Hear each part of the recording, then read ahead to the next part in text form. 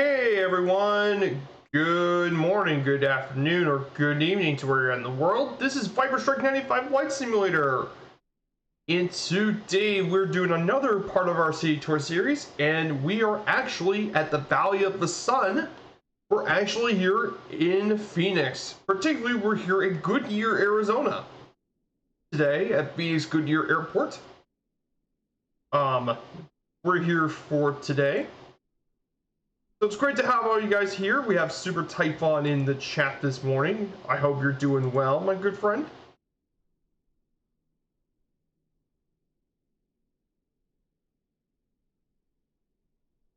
So for today's flight plan, we are going to go over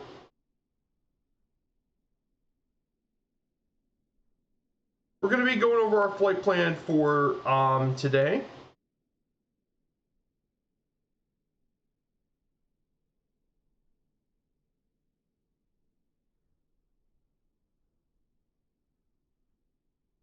So for our flight plan this morning, we actually will be going through quite a bit. So let's put up our nav map for today. This one might be one of our longest city tour yet.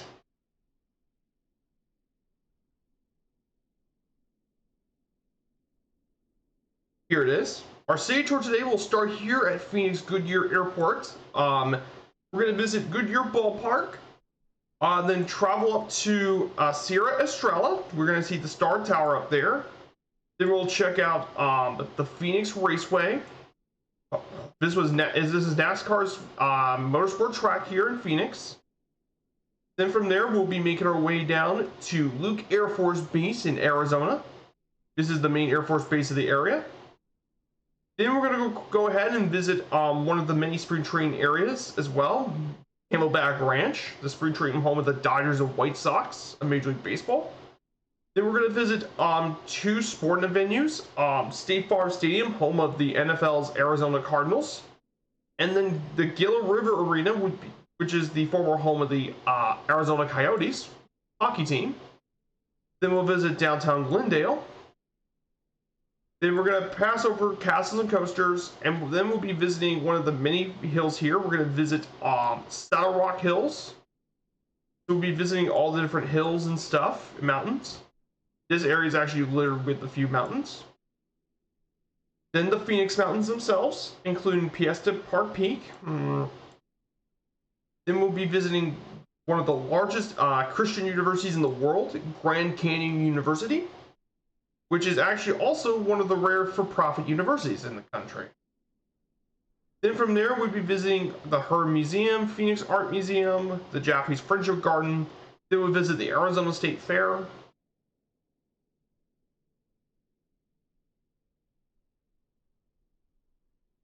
And then from there, we'll be visiting the Arizona State Capitol and visit downtown Phoenix, including Footprint Center and Chase Field, home of the Diamondbacks. Those two being the two of the other Phoenix sports teams. Then we'll visit the global headquarters of Honeywell Aerospace, which is well known for making a lot of aviation stuff.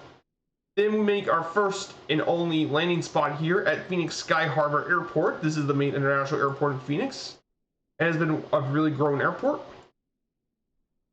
Then we'll visit the Pueblo Grande Museum, Archaeological Park, then Torbella Castle. Then we'll be visiting Arizona Falls. Then we'll be visiting Camelback Mountain. Go back down this area, visit Scottsdale and Scottsdale Stadium. Then we'll go back to Papago Park to view all the natural landmarks, including the famous Hole in the Rock and the Hutt's Tomb, the Phoenix Zoo, Phoenix Municipal Stadium, a firefighter museum. Then we'll check out the last of that. Then we're going to visit Hayden Butte on the banks on the outskirts of Arizona State University with Sun Devil Stadium. Visit Tempe.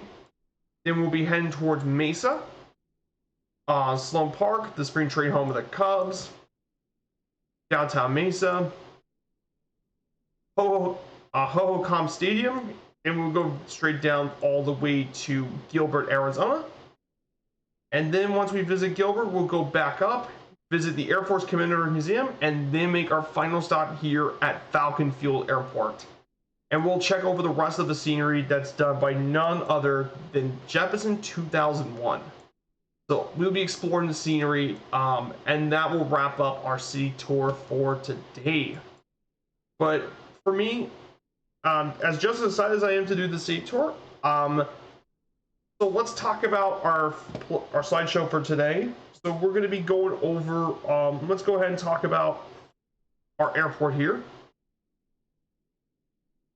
Let's go ahead and talk about Goodyear Airport. So Goodyear Airport, Kilo Golf Yankee Romeo. It is a public airport that's 1.15 miles southwest of Goodyear.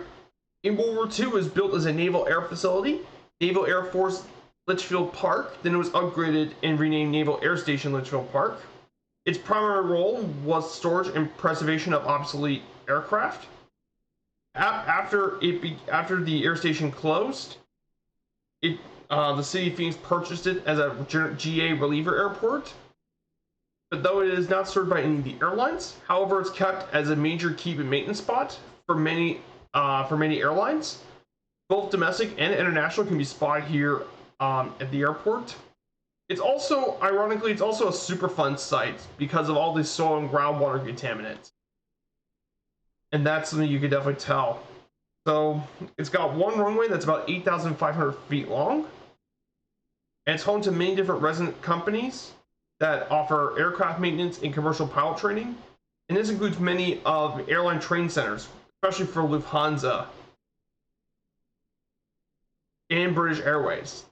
And other European airlines are often trained here at this airport, by the way. So that is Goodyear Airport. So, and basically about Goodyear, Goodyear itself is a city here. It's actually the third fastest growing city in Arizona between 1990 and 2010. It won the All-American City Award in 2008. That was sponsored by the National Civic League. And the reason it's named Goodyear is because it was named after the tire and rubber company that was there, Goodyear.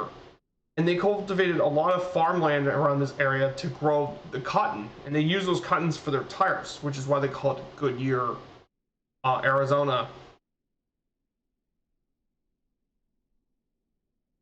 And Goodyear has continued to grow a lot during the 90s and all that. And one of its most notable residents is MLB Hall of Famer Tim Raines in there as well. So that's a bit about Goodyear. So we're going to go down and talk about the plane we're going to be flying for today. So today we are taking a brand new plane with us today. I finally got this on the sim market, by the way, guys. This is the Drifter Ultralight. I finally got it after I don't know how long I've been wanting to get this Drifter Ultralight for quite a while, but now I got it. So this is the Ants Airplanes Drifter Ultralight. This is actually based off the Lockwood Drifter in real life. This ultralight has had a long history. This thing can cruise up to 80 knots. It can have a range of over 200 nautical miles. It's powered by a Rotax 912 engine that produces 80 horsepower. At least that's for the Super one. And this thing is really, really cool. This is a really cool little ultralight. You can get this on the sim market for around 16 bucks, which is great. It also comes with a floats version as well. So if you are interested in taking it into seaports, you can definitely do it.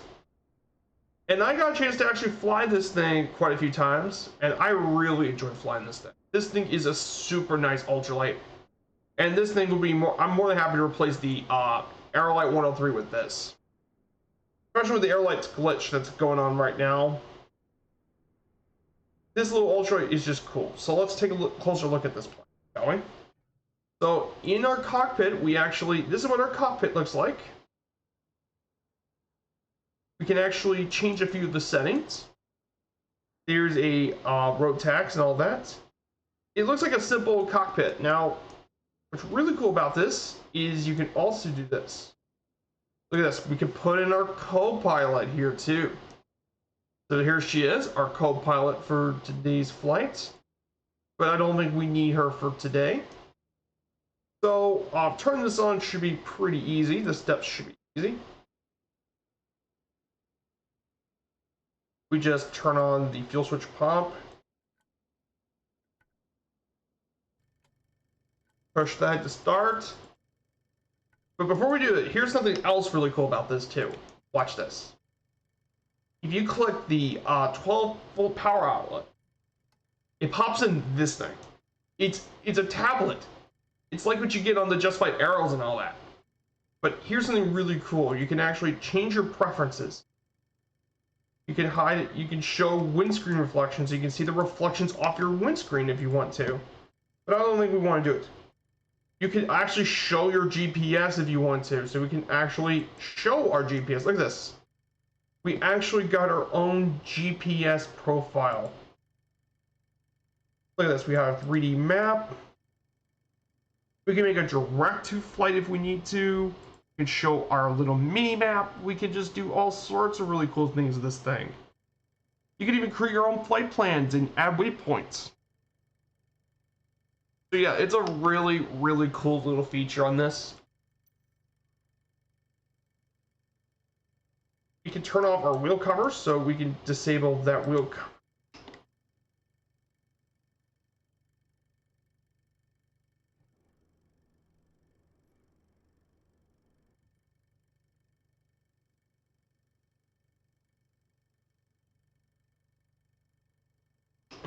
So that's going to be, and then we can turn this, and we can see our data, like our airspeed, our altitude, RPM, and power. We can actually see that at our flight data.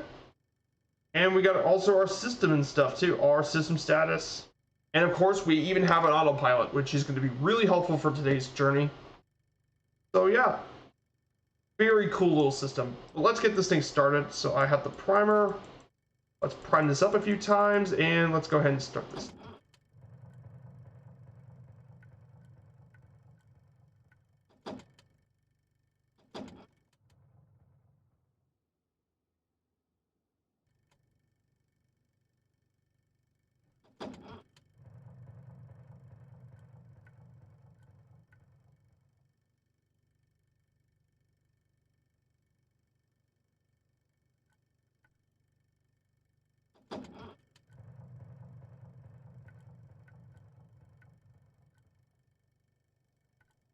Started.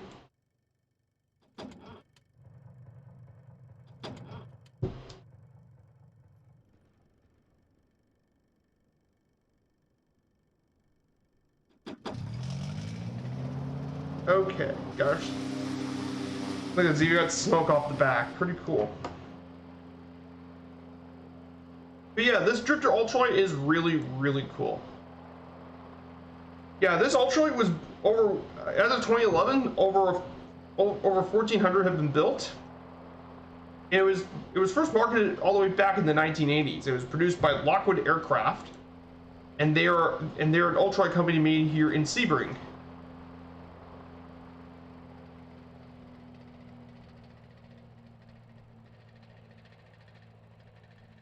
So definitely very cool little plane. Now, if you don't have this plane, don't worry. The Savage Cub and Shock Ultra can both go slow enough. But this thing, you'd be surprised at how fast this thing can actually go. Now, this thing also doesn't have flaps, just like the top rudder. But the thing I like about this though is I don't have to worry about speed is no longer an issue. This thing actually goes plenty fast enough.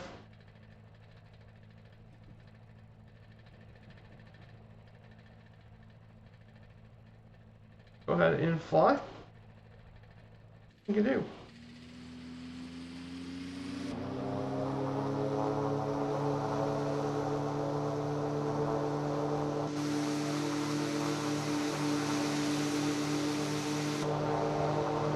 And we're off. Look at that. That's pretty awesome, isn't it?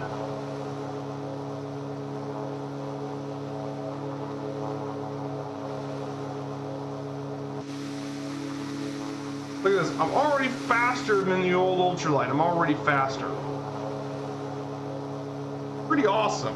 And I do love flying this thing. So around this area here, where I'm flying at now, see that tall building over there? Now, in sim, it looks like a normal household building, but in this case, this is where they store a lot of the aircraft and stuff. In this area particularly right here, this is where the airline pilots get trained here. This is where a lot of the aviation train stuff gets. Maybe from around here.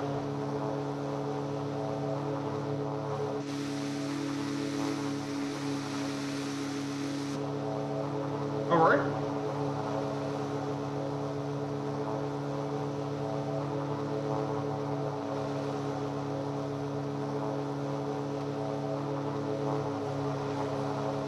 There it is.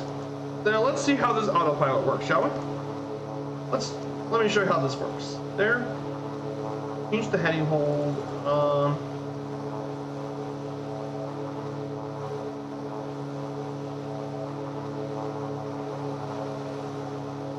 And turn on the altitude hold. And we can change our headings. How cool is that though? Look at this. This thing's got an autopilot. This is really cool.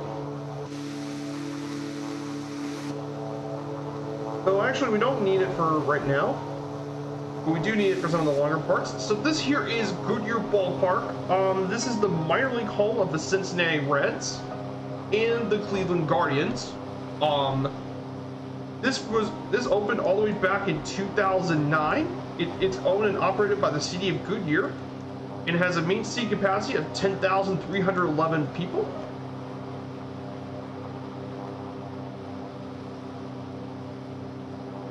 Now, if you recall, back when baseball streaming, all those who've been around that stream, this was actually the final ballpark for the Play Ball tour that happened here.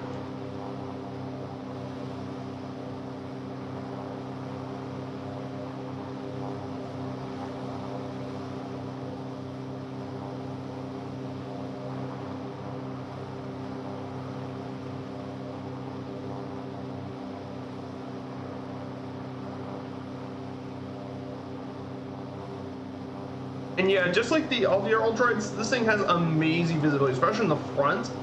There's literally nothing that gets in your way in the front. You can see so much.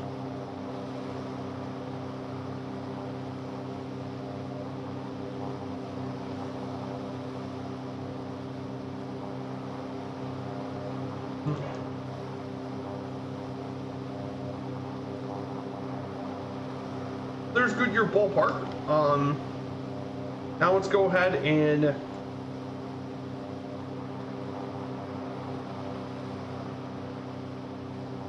now we need to be climbing up to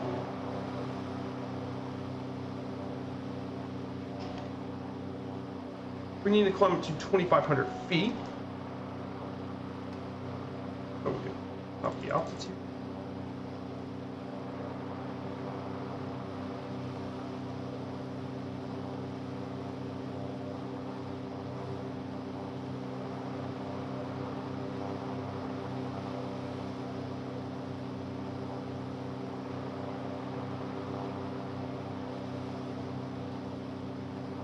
Right up to 2,500. Watch this.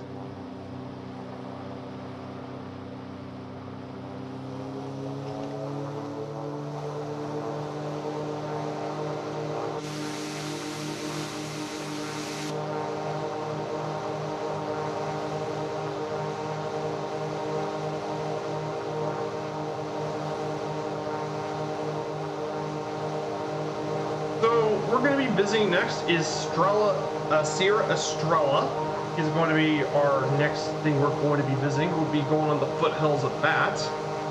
So the Sierra Estrella is a mountain range that's located southwest of Phoenix. Much of the range falls within the Gila River Indian Reservation. That was established in 1859, but 14,000 of the land is protected by the Bureau of Land Management. The highest peak here, the highest peak elevation is around 4,512 feet, which is around this area right here. On the highest peaks, temperatures are usually 8 to 12 degrees cooler than the valley itself, and snow can even be seen once or twice a year in the highest points. And apparently, these mountains were inhabited by the Akimel Odom people, or the Pima people, during the north end of the range. Today, the mountains tower over several of the former villages in the Indian community of the Gila River. In 1857, the Battle of Pima was fought in the areas of the mountains, and this was the last major battle fought solely between the indigenous Americans in North America. So this is a bit about the Estrella, Sierra Estrella. So down below us should be the Star Tower.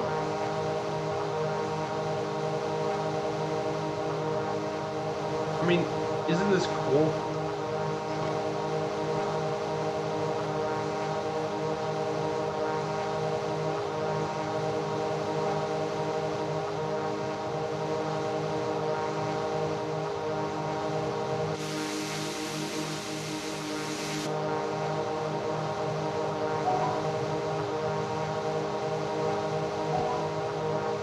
Yeah, I love this little like Super Typhon.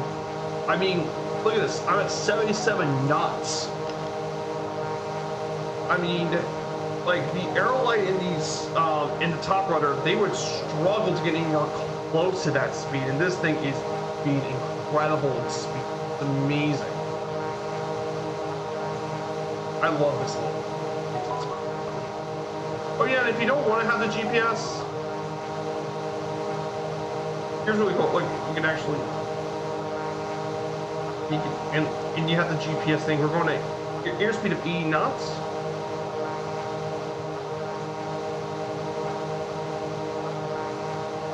Only the air cam is faster. Yeah, only the air cam is faster than ultralight. But I really do love it.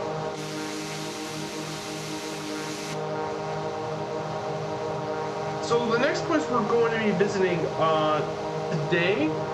So the next stop is we're going to actually visit our NASCAR racetrack today because we're actually visiting Phoenix Raceway. A bit about Phoenix Raceway. It's located here in Avondale. This motorsport track, this famous motorsport track, opened all the way back in 1964 and currently hosts 2 NASCAR race weekends annually, including the final championship race since 2020 have been held here. It's also hosted other motorsport series, including the Champ Car World Series, the IndyCar Series, and the WeatherTech Sports Car Championship. In fact, it's one of the 13 facilities on the NASCAR schedule to host more than one race a year. It first joined the NASCAR Cup Series in 1988 as well. One of the unique things about this racetrack is its unique tri-oval configuration, featuring turns of 9 degrees baking.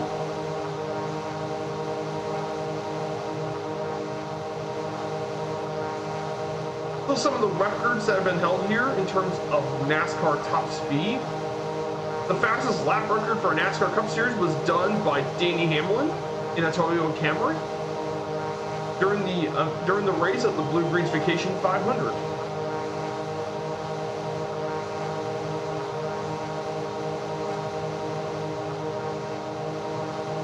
But this thing was also designed originally as a road course that built into it during the time.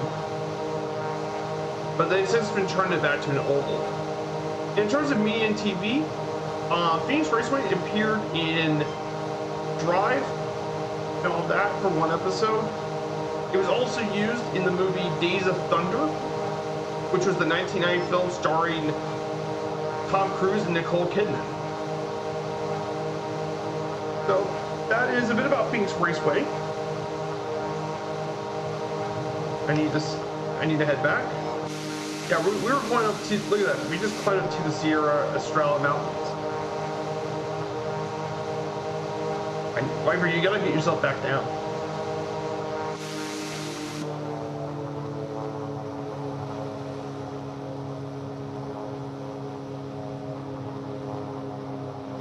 But man, this area is still unbelievably stunning. And oh, who's this? Hey, a smart goat has raided. Good to see you. Hey, Smart Goat, it's good to have you here. First time in the chat.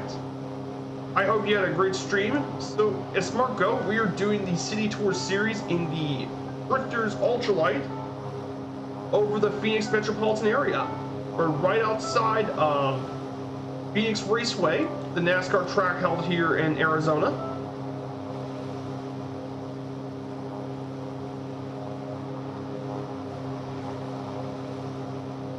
So yeah, I hope you had a great stream as a Smart Goat. I hope you did well today. It's great to have all you guys here. And it's great to have all you guys here today. Thank you so much for coming into my stream.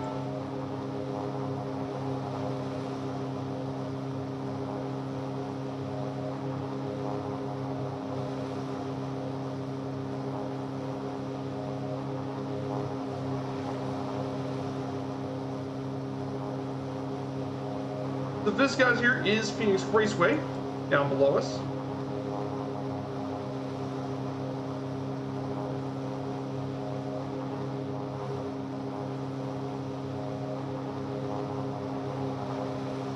So we can get down a little closer.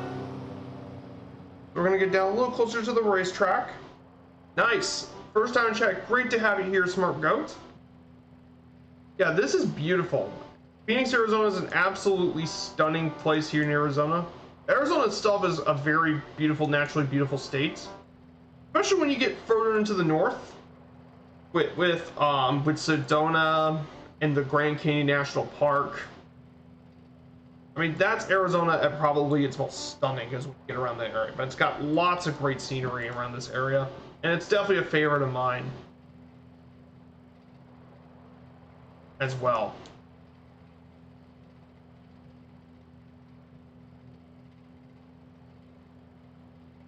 So I do these streams, so all you guys who are first time in chat, I do these streams every single Sundays. I do things Sundays here, and then on Wednesdays I do operations for the virtual airline Firefly Air. And I'm doing currently the Orient Express from Paris to Istanbul, 1600 Zulu.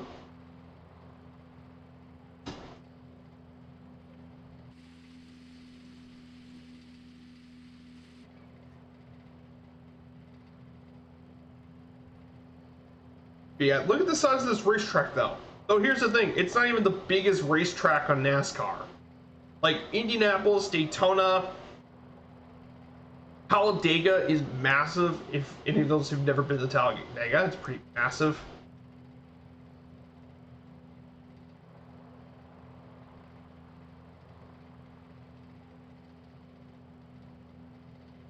Also, in addition for you guys first time in chat as well, I also do slideshows every single stream because for me, education is very, very important, because I feel like Flight Sim is an incredible opportunity to educate the people about the areas we fly, and with photogrammetry, I think it opened up a whole new opportunity for Microsoft Flight Sim to truly become.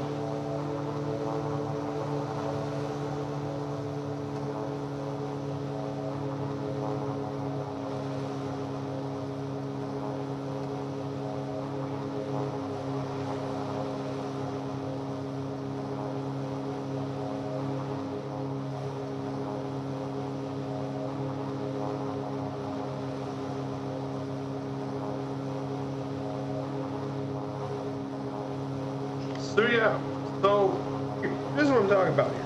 The Phoenix Raceway, for example, also that thing also holds 51,000 spectators.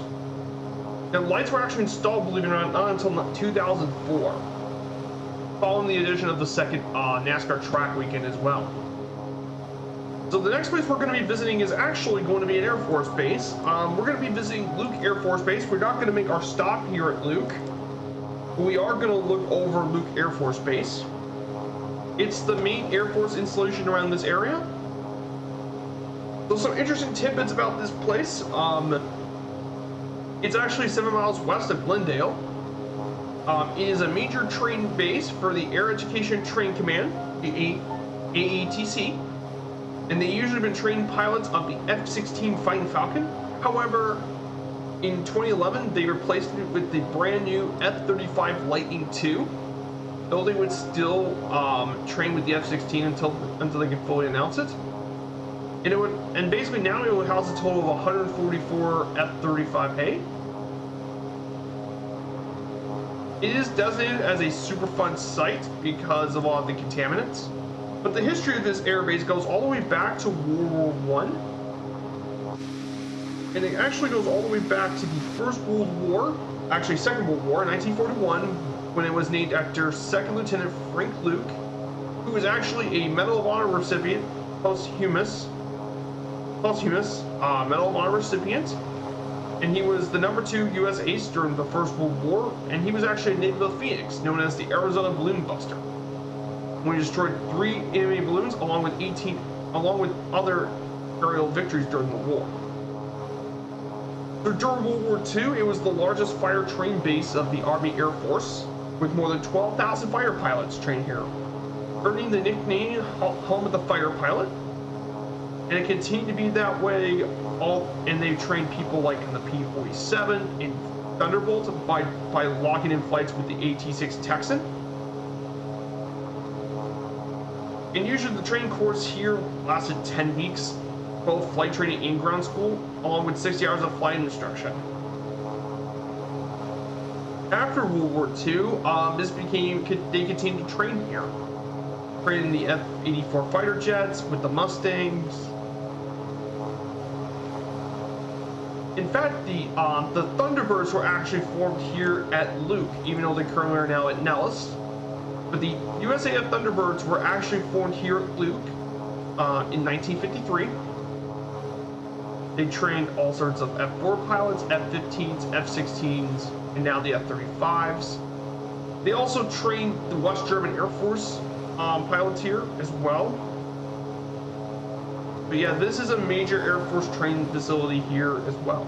Hey, Chronico, good to see you. Ah, you changed your tag. Ah, I just now noticed it. Good to see you, Chronico. So yeah, we're flying across the Phoenix metropolitan area today.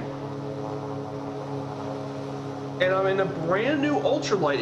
If you haven't noticed, I'm now in a brand new ultralight, Chronicle. This is the Ants Drifter ultralight from Ants Airplanes. You can get this from Sim Market for $16 US, and this is absolutely fantastic.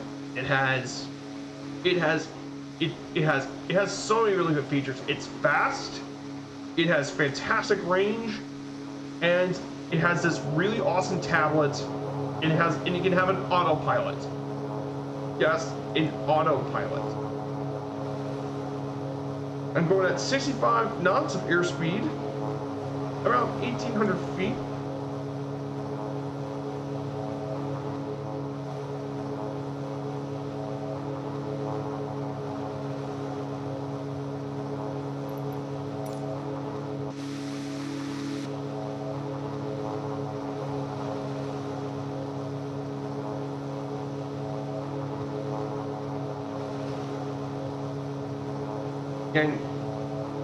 But yeah, it's great to see it. But this thing is a super useful. It's a super useful little ultralight. So we're gonna get, and what's great about this autopilot is I can just manage my altitude, and then I can just talk while I let the autopilot do its thing, which make it so much easier. Well, we're flying towards Luke Air Force Base now, the major fire training center of the United States Air Force.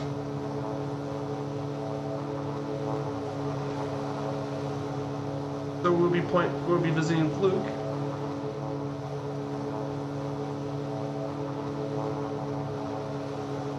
I mean, all of this area is where they train a lot of the military jet fighters.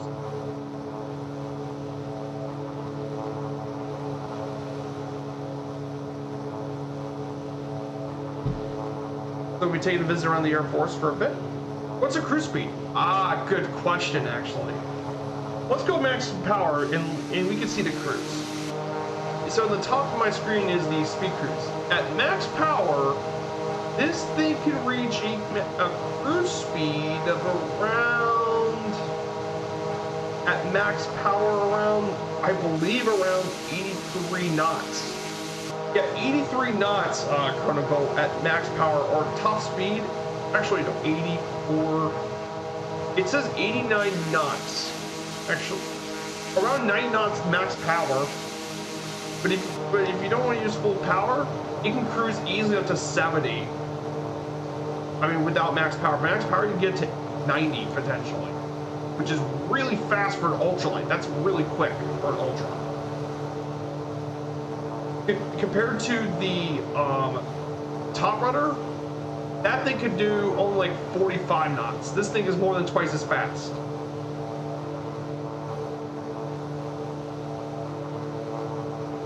That doesn't mean I won't be using the top rudder, as the top rudder is still really good for the smaller cities. But I mean, for the more spread out stuff. Oh, yeah, the 84 kit box. Yeah, that's also perfect. The kit box is perfect too. Yeah, especially if you get the low and slow kit box, that's perfect. That's a great choice as well. That thing also has autopilot, which makes it nice and easy. Oh, no worries, Chronico. Yo, the kit box is perfect. Kit box is a great choice.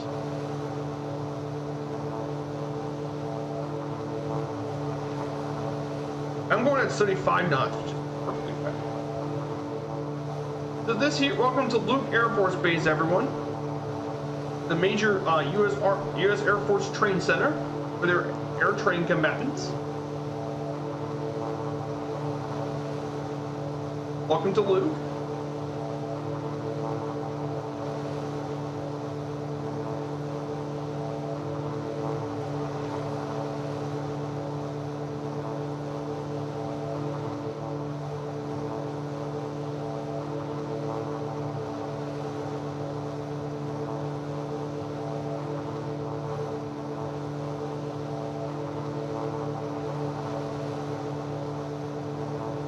Autopilot.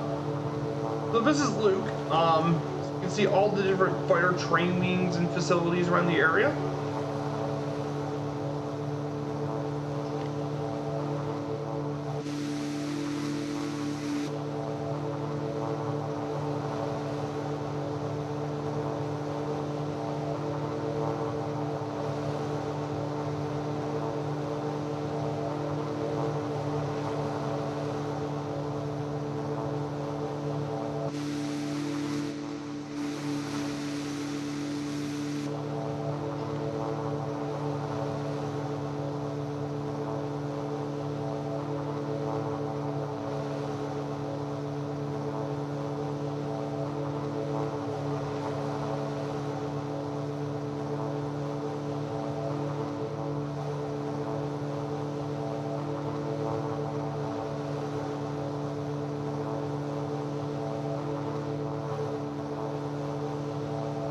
Yeah, I love flying these ultralights, Chronicle, because, like I said, you have great visibility, and because there's no like cockpit and stuff to get in the way, you can see all of this amazing scenery. And since Microsoft Flight Sim is so good with its scenery,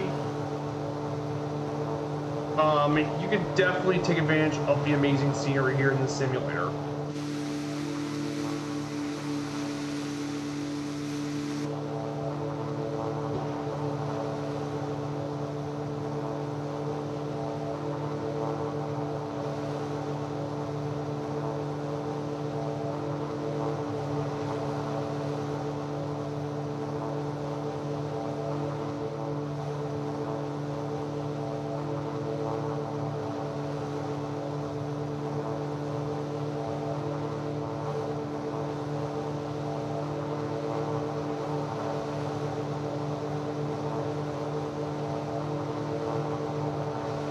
So the next place we're going to be visiting is Camelback Ranch. This is actually the major spring training home of the Los Angeles Dodgers and the Chicago White Sox. Camelback Ranch was opened all the way back in March 1st, 2009. Features 10,000 seats with 3,000 more being grass. As well, there's over 5,000 planted trees, a fish stock lake, and a mix of different types of retaining walls, steam seat covers, and the rest that blends with the natural desert. There's even replica home fields.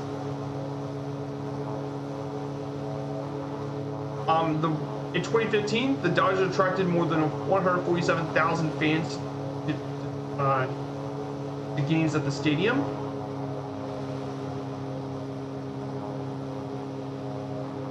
Which is around 9,840 people per game here at the ballpark. And if you wonder, oh, you're about to load in? Oh, that's awesome, Chronicle. So if you wonder why there's a lot of minor league ballparks around Phoenix, well, in my baseball series, well, Phoenix was one of the two major areas where spring training happened. The other was actually in Florida.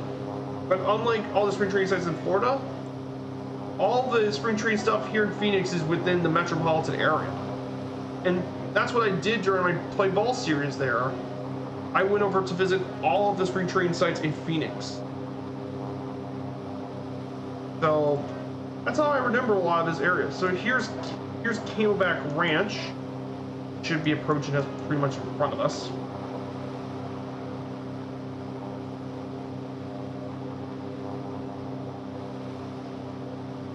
So the weather I'm using today, it is the weather for today is going to be it's actually Weather Preset Pro. I set it to desert conditions because we're in the desert of Arizona.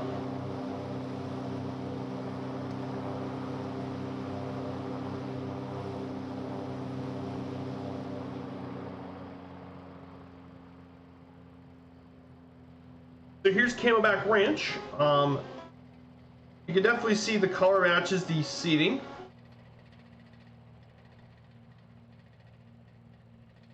Now, if you guys like what you're seeing, don't be afraid to smash that follow button. If you guys like your content and you really enjoy it, don't be afraid to smash that follow button. Any support would be greatly appreciated. Any and all support will always be appreciated. And if you want to check out my Discord, I actually do have my Discord. So this is Camelback Ranch. What's great about these ultra lights is because you can go pretty slow, you can check out all the scenery. Look at this, look how close we've managed to get in the ballpark. Oh, your friend just came by, I'll come in as soon as I can. Hey, no worries, Chronicle. No worries, my friend. It's more than understandable. So the next thing we're going to be doing is visit one of the 4 Major League Sports venues here in Arizona. This was actually the largest of all the venues. We're visiting State Farm Stadium here in Glendale. It used to be called the University of Phoenix Stadium.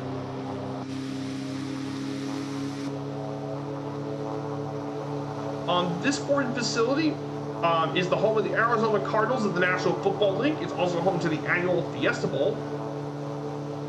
It's right next to Gila River Arena, which was the former home of the Coyotes. It first hosted the Fiesta Bowl in 2007. It also hosted the 2011 BCS National Championship game in the 2016 College Football Playoff.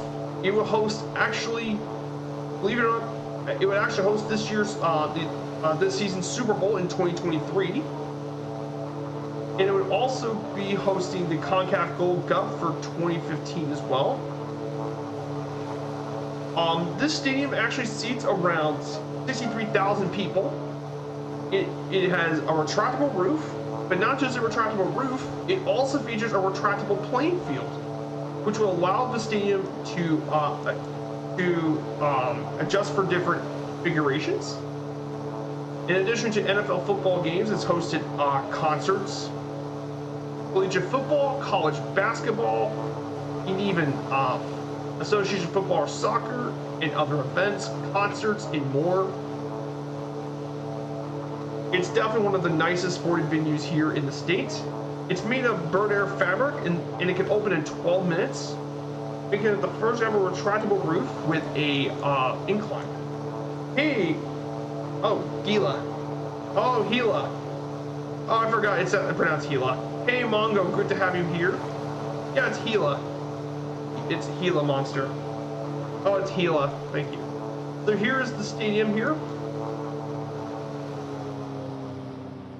Whoa.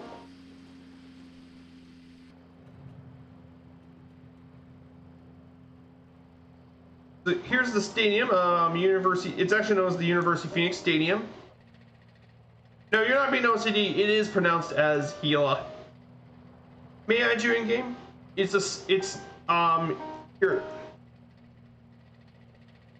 Here's Chronoco. Chronoco, my gamer tag is Viper Strike 9510.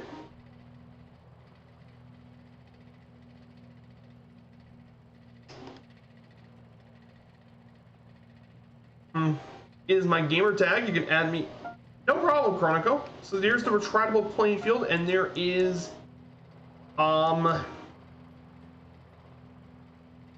University of Phoenix.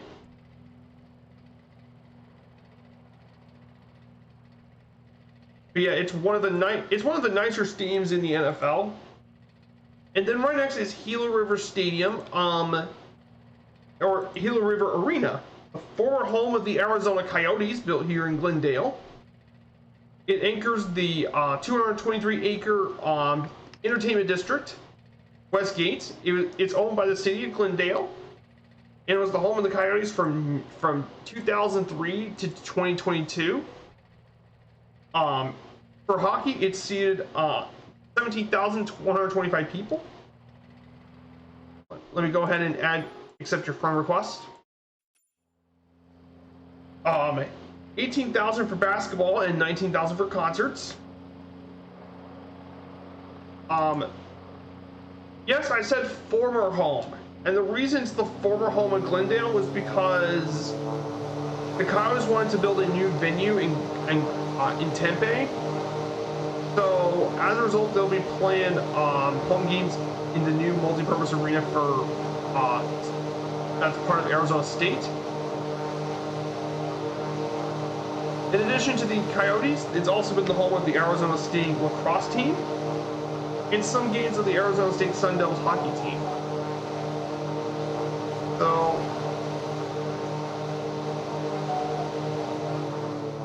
yeah, the Coyotes are moving. Yeah, they're moving from Glendale to Tempe. Mongo.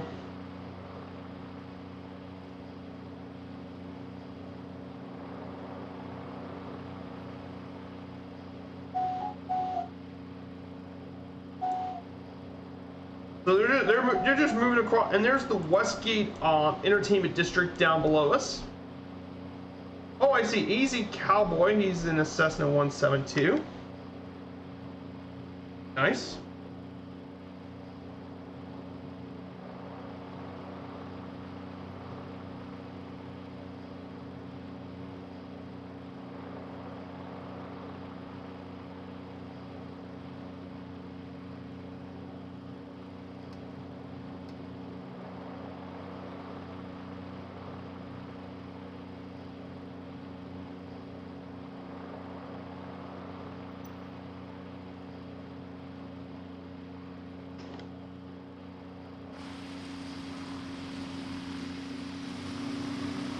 So the next thing we're going to be visiting is going to actually be Glendale. So a bit about Glendale, Arizona. It has 248,000 people. It was founded by a guy named William John Murphy. He developed this area back in the 1880s. He founded the Arizona Improvement Company, and he referred this area to as Glendale. They actually brought in some Brethren and River Brethren families to form a temperance colony, and soon settlers attracted to the ban of alcohol beverage came to arrive this area and renamed it all Glendale. With the commercial applications of the beet sugar factory in 1906, it continued to grow in the city, and it continued to play an important role in the increase of migrant settlers to the city. There's a number of different higher education stuff in Glendale.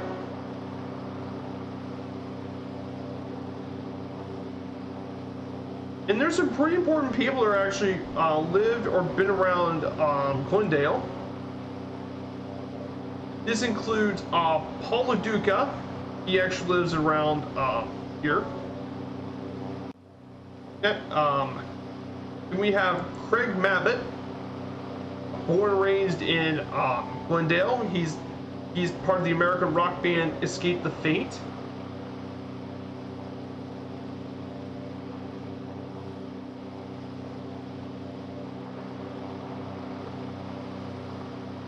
And finally, the winner. So you think you can dance season 7? Lauren Foderman is also born in and a native of Glendale. It's known as Arizona's antique capital as well, as it's home to the Arrowtown Town Center in the northwest part of the city, and it's home to a lot of antiques and such.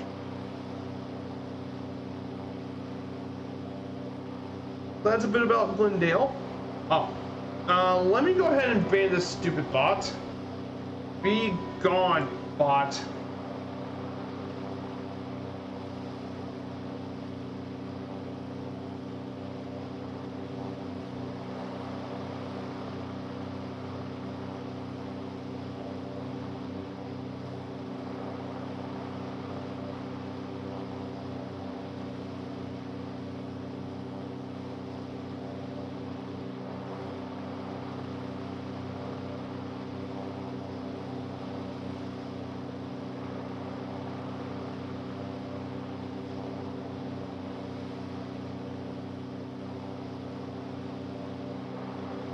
Sorry, I'm not doing well.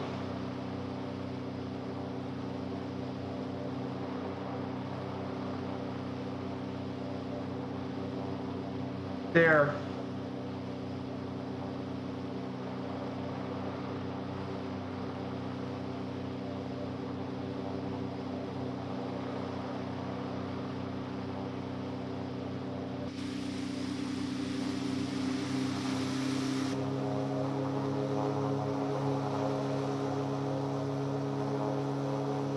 I couldn't get the thing right.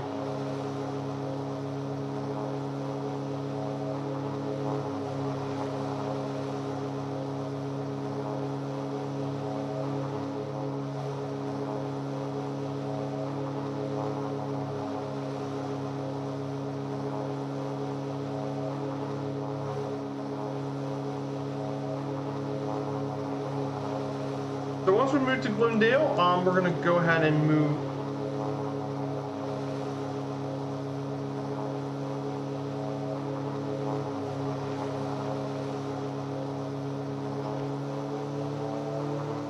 We're gonna rise up to 2,500 feet, and we're gonna go ahead and turn.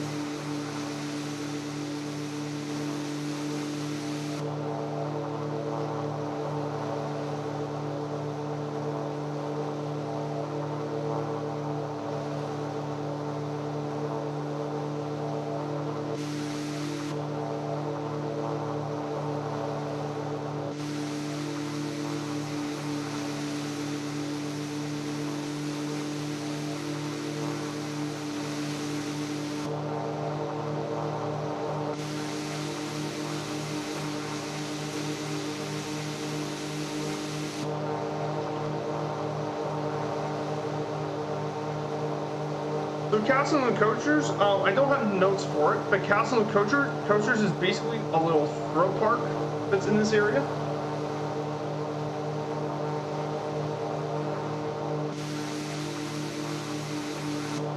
It's actually a small amusement park here in Phoenix. It's about 10 acres, featuring 4 outdoor golf course, mini golfs, several rides in a video game arcade that was built in 1976.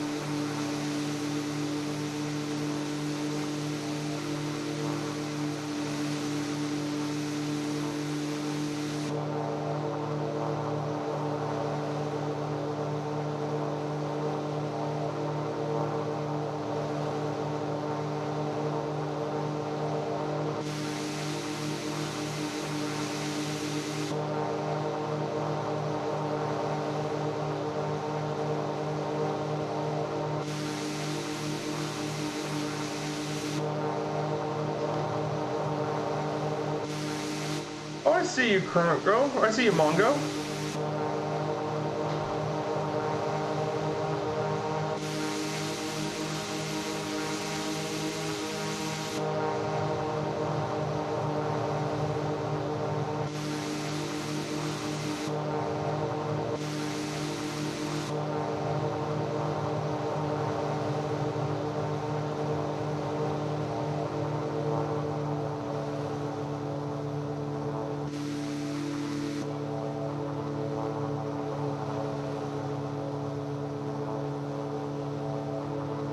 Yeah, just trying to get this autopilot thing working.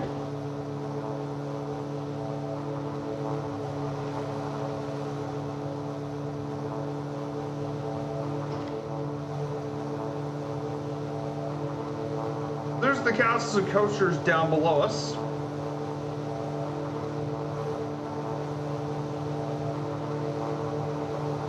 This area here is the little theme park.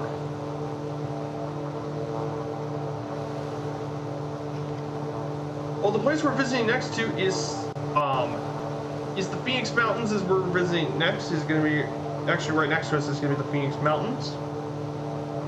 This is Saddleback. Hey, friends, all good to have you here. Will you explain how Phoenix got two separate business districts, 1 mile apart? Good question, actually.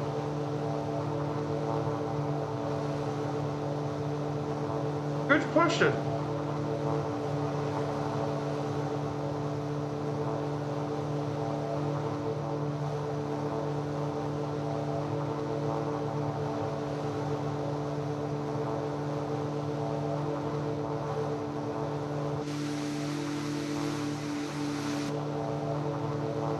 I don't think I could probably tell you that, friend all, but what I can tell you is some interesting information about the area.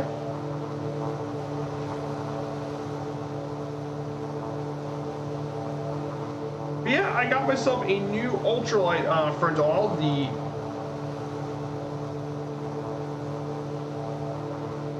The Drifter ultralight from Ant's Airplanes is actually a new ultralight I got for today. Really, really nice little ultralight.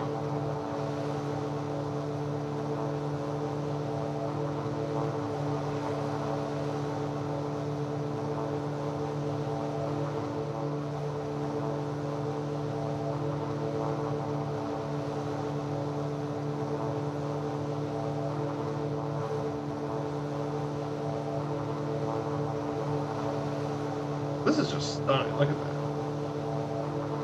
Isn't that just stunning, guys? Oh, look at the mountains. It's unbelievable how beautiful this area is. Yeah, I mean, this is Phoenix, mind you. You'd think a city like that would have not many mountains, but there are lots of them here.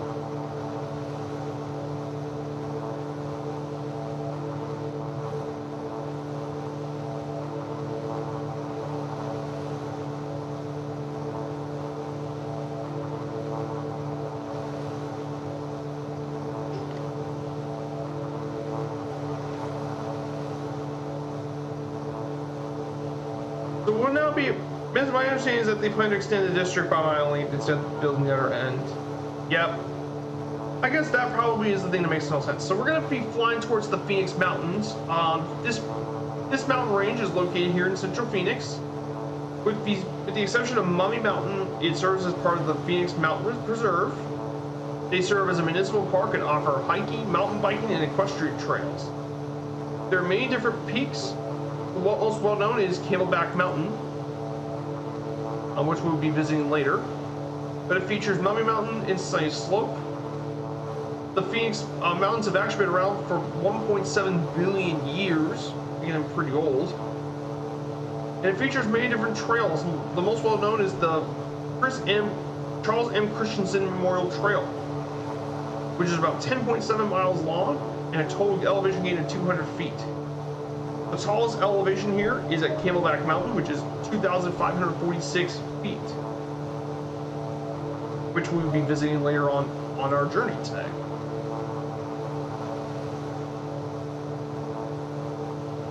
Can you import an elaborate plan for the autopilot? It does have a nav mode, but it does have altitude and heading, similar to the Supermarine Spitfire you get from Flying Iron. But the great thing about this autopilot is, but as long as you have a little nav map and you know what you're doing, you can easily. So this is the Phoenix Mountain Preserve, featuring all the different trails.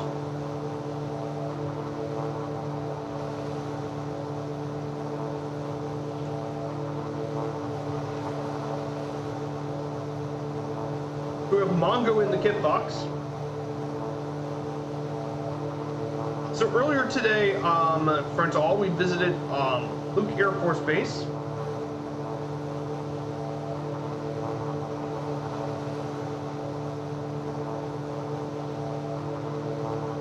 Just stunning scenery, and look at this. There's downtown Phoenix to our left. I don't think you can import a plan for autopilots. Though, if you have a nav map, you can just plan out your route and then just follow the heading, like I'm doing. But I think you could if you did the route beforehand in the Microsoft Flight Simulator.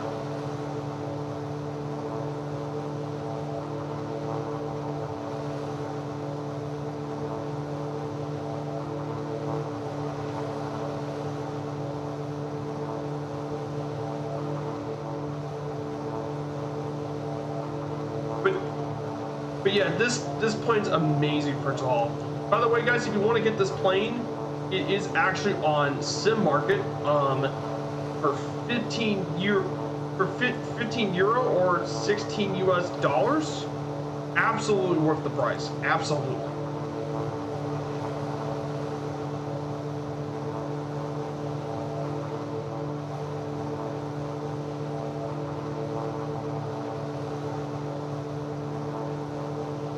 Yeah, I could do autopilot for the city tours. Yeah, that's what I'm doing right now. I'm mainly gonna use it for the longer tours. For example, here's the link. Yeah, for the longer city tours, this is what I'm gonna be taking for the longer tours. Like I think it's going to be this for the longer tours, or for the really short flights, like short flights that are too long for, let's say, too short for a lot of the faster planes. This would be perfect. And then for the short city tour stuff, let's say like New York City and all that, I'll still be using the little top runner, because that's perfect for the really slow stuff, or a lot of it's going to be within the small cities and all that. But for the bigger stuff like this, I mean, remember, friends, all, we're going to be going through the entire metropolitan area of Phoenix. So, and trust me, Phoenix is really sprawled. We're going to be needing a plane like this that takes us to the longer journeys. But man, these mountains are unbelievably stunning. I love flying over Phoenix as a city. It's, like I said, Phoenix has got a lot of the big city stuff.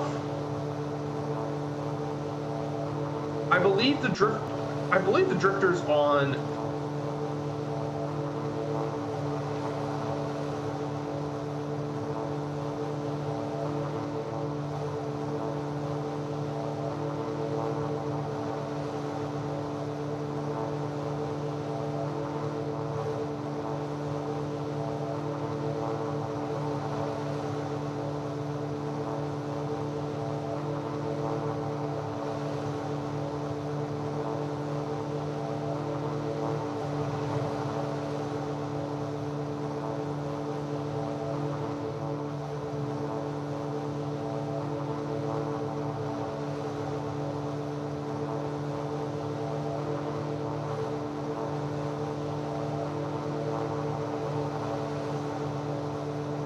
Hey, Dougal McTavish, good to see you.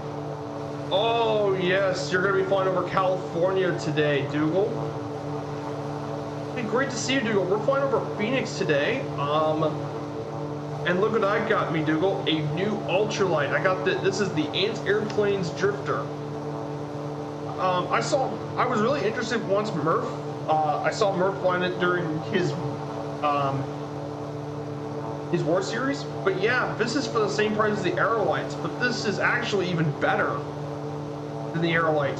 It's really good. It comes with autopilot. It comes with all sorts of customization features you can do with it, like your preferences, GPS. It's got your data and everything. Like, you can do all sorts of little things with this. It's a cool little ultralight, and it goes really fast too, Dougal. It's a cool plane. I think I do agree it probably needs one more patch, but I mean, this is, like, of all the payware ultralights, this is the best little ultralight to get. And hello, Howitzer, good to see you. What we're actually going to be visiting next is going to be Grand Canyon University. Actually, we're actually going to be visiting Grand Canyon University next. GCU is where we're visiting next. How much is it? Well, if you click the link, this plane is about $15.80 euros, or in US dollars, $16.11 US. It comes with both a tail tracker and a floats version as well, so you can do this on the water landings and stuff. And hey Martel, good to see you here too. Good to see you, my good friend. And it comes with floats, which means, in fact, I'm thinking about taking the floats version when we go to Seattle, probably at some point. Take this thing to Seattle on the floats. Land in the water, maybe land in some of the coastal areas and land in the water. So we're going to be visiting Grand Canyon University, GCU. It's actually believe it or not, it's a private for-profit Christian university. Based on student enrollment, in 2018, it was the largest Christian university in the world, with 20,000 students attending campus and 70,000 more attending online. It was actually established in 1949 in Prescott, Arizona, by the Arizona Southern Baptist Convention. In 1999-2000, the university ended its affiliation with the convention and suffered due to financial difficulties. The university was sold in 2004 to a California-based company known as Significant Education LLC, making it the first for-profit Christian college in the United States. And thus, following it became the only for-profit university to participate in Division I athletics.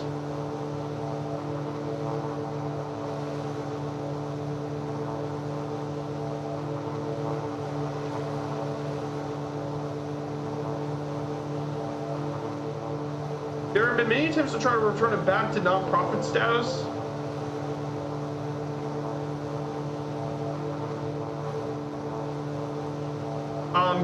Currently as athletics, they participate as the Antelopes. It's actually been ranked among the top 300 universities in the country by U.S. News and World Report, their education. And some well-known alumni include Nicky Jackson of Major League Soccer of MLS. You have the chief CEO of the Minnesota Vikings, Kevin Warren.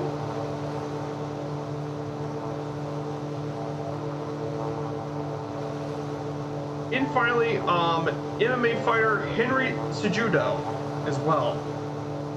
These are just some of the alumni here at Grand Canyon University. And here's GCU, right here, Grand Canyon University.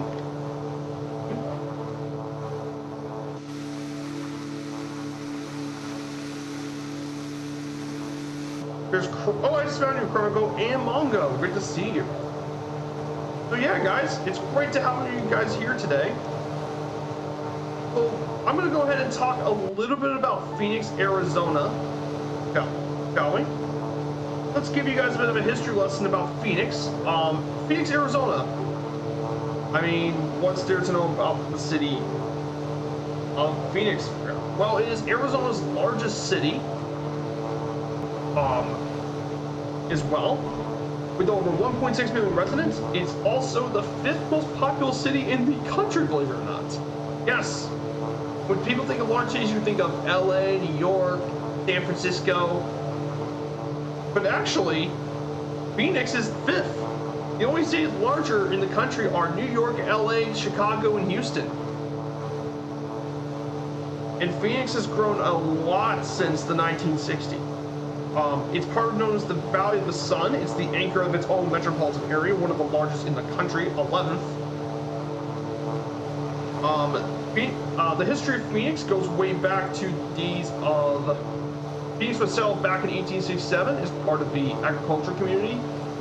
But with the after World War II, it grew exponentially thanks to its crops, but also cotton, cattle, citrus, climate, and copper, the 5 C's. And once World War II happened, a lot of companies went into Phoenix. So before the white settlers came, hey Bomber, good to see you. Live weather's cool here today. Seems like the monsoon moisture's making its way in. Ah, nice. So the history of Phoenix goes back to the Hohokam people. Back in, they used to inhabit this area for 2,000 years. Though periods of drought caused them to abandon the area, and after the departure, other groups known as the Pima and the Maricopa tribes began to rise in the area. Then once the Mexican-American War ended in 1848, Mexico ceded its northern zone to the U.S., and U.S. residents flooded into the area, including a mining town and Fort McDowell, to do it. But the modern rising of Phoenix actually started way back in 1867 when a guy named Jack Swilling, a Confederate veteran of the Civil War, he found a potential to farm and supply in this area with mounds of dirt by the native peoples. And eventually, other soils came to arrive, as Phoenix was very fertile in soil and lack of frost. And he built this, and he suggested the name of Phoenix as a city born from the ruins of a former civilization. During the 1870s, the town grew, and President Ulysses Grant issued a land patent, which gave it a telegraph office, 16 saloons, 4 dance halls, and more. With the arrival of the railroad, it made Phoenix a major trade center, which products reached east and western markets. And it continued to grow for much of the 1890s. In 1912, Phoenix became a state capital, and as Arizona was admitted to the Union as the 48th state under William Howard Taft.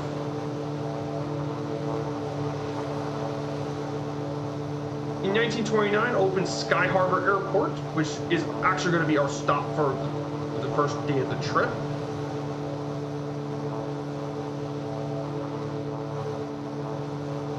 As well. Now, during World War II, Phoenix shifted to that of a distribution center. It transformed into an embryonic industrial city. There were 3 major airports built in the area. First was Luke Field, which became Luke Air Force Base, a very well-known air base. We visited that earlier today. Then we have Williams Air Force Base. This was a former airfield as well. It was used to be east of Chandler, but it was closed in 1993. So I believe it's still around even to this day. Here in Chandler.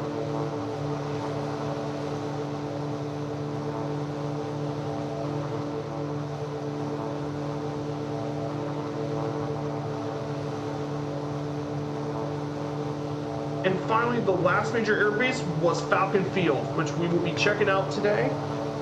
Done by the incredible Jefferson 2001. We're going to check out his scenery as well. Now, after World War II is when Phoenix truly grew. In 1940, it was just 65,000 residents. By 2010, it was 1.5 million people. Well, the reason was because after the war, many of the men who trained here returned with their families and learned of its untapped potential. Many large industries moved to the area, especially the high-tech stuff, with Motorola and other companies like McDonnell Douglas and Intel made their home here, with more people in the surrounding communities, and the growth continued even further because of the rise of air conditioning, AC, which allowed homes and businesses to offset the heat in Phoenix. In fact, there were more construction in 1959 than there were combined from 1940 to 1946. And it continued to grow even more in the 1960s with several major new buildings and tourists, like the Phoenix Financial Center, the Arizona Veterans Memorial Center to award an NBA franchise. Then they also attracted an NFL team in the 80s. And Phoenix has maintained a massive growth streak. Before 2007, it grew by 24%, only surpassed by Las Vegas. So, in terms of Phoenix, it's a hot desert climate, the largest city of America of a hot desert climate with very high temperatures. The average max and minimum temperatures, the highest is in July, which the max is around 107 degrees, the minimum being 85. Though due to this, the winters aren't so bad. There's also rich flora and fauna stuff in the Sonoran Desert. In addition to this as well, Phoenix's economy is very powerful. Due to the fact the 5 C's and copper, cattle, climate, cotton, citrus are very major deals. Railroads kind of played a big role in that.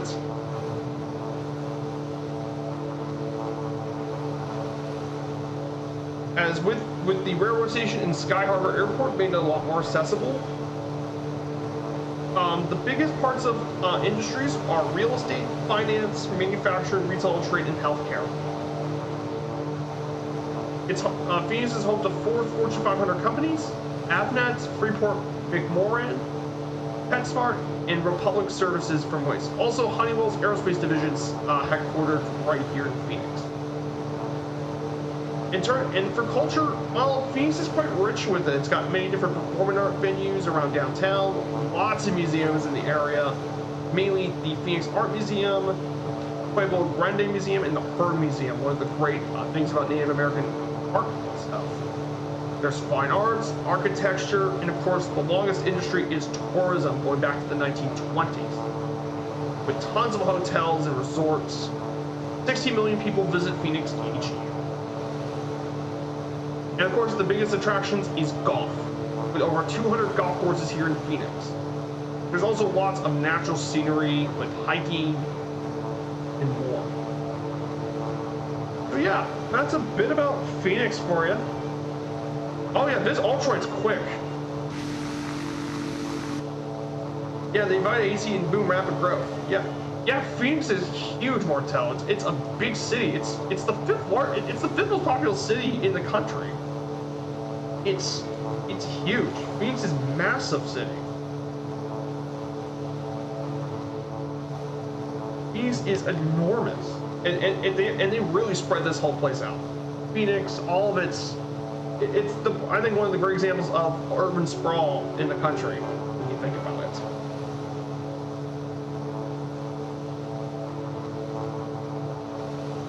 So we're going to be visiting the Hearn Museum next. This is a private, non-for-profit museum here in Phoenix. It's dedicated to the advancement of American Indian art, or Indigenous American art. It presents the stories of those people from a first-person perspective, as well as exhibitions of traditional contemporary art by American Indian artists and artists influenced by that art. It collaborates with those artists and tribal communities to provide visitors on a distinctive perspective of the art of the native people.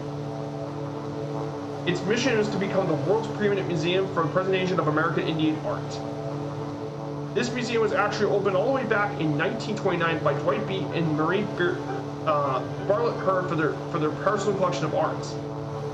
And many of their art comes from the Indian ruins that were there and the La Ciudad ruins, which they purchased in 1926. From that small museum as a small town, it has consisted now of over 40,000 items, including a library and archives of over 34,000 volumes. This museum covers over 130,000 square feet of gallery, classroom, and performance spaces.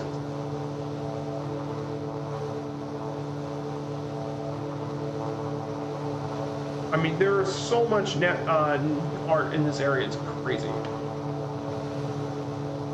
Yes, it surprised me how quick this thing is. This thing is quick. Yeah, even I'm having a hard time with it.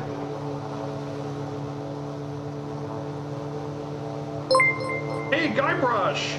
Good to see you, Guybrush. Thank you for the follow. So yeah, return to the Phoenix area, guys. If you guys like what you're seeing here in the chat, don't be afraid to smash that follow button. So we're going through a Kanto village right now. Trying to get back to the right path. Yeah, this ultralight is fast. It really is fast. It's very very quick.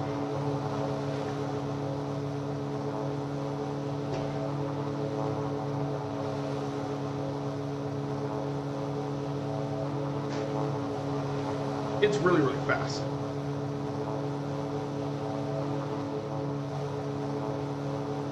Oh yeah, guys, I almost forgot. I forgot to upload it to the Discord. See the two downtown areas? Yeah, this is the Kanto Village downtown area. And this is actual downtown. So the next place is going to be is Arizona's Veterans Memorial Coliseum. This multi-purpose arena was built here in the Arizona State Fairgrounds back in 1968. It's 14,870 fans. It's home to, it was a long-time home of the Phoenix Suns from 1968 to 1992, as well as indoor soccer, roller derby, and major minor league ice hockey teams. However, one of the things this stadium is most famous for is its leaky roof, which was a problem for quite a while. And you could blame the fact that someone tried to light a candle up there and it burnt the seal of the roof. It's also well known for its unique shape, if you notice. It's got a camelback design to it as well.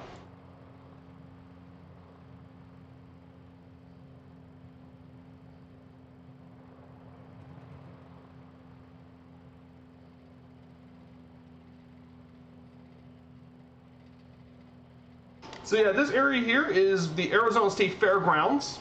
This is where they do the Arizona State Fair every year, here in Arizona.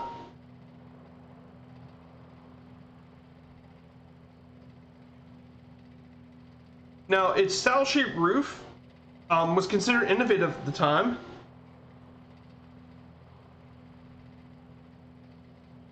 They hosted some sort of, there were some concerts that have been held here, including the Monkees. Was their first ever live concert was performed at the Coliseum in 1967. The Rolling Stones put a show there in 1969. Elvis kicked off his first tour after returning back to live platforming in 1970. Was here at this Coliseum. And in 1993, Nirvana kicked off their In Utero tour at the Coliseum in October 18th, 1993. And of course, it also hosted the Phoenix Suns basketball team.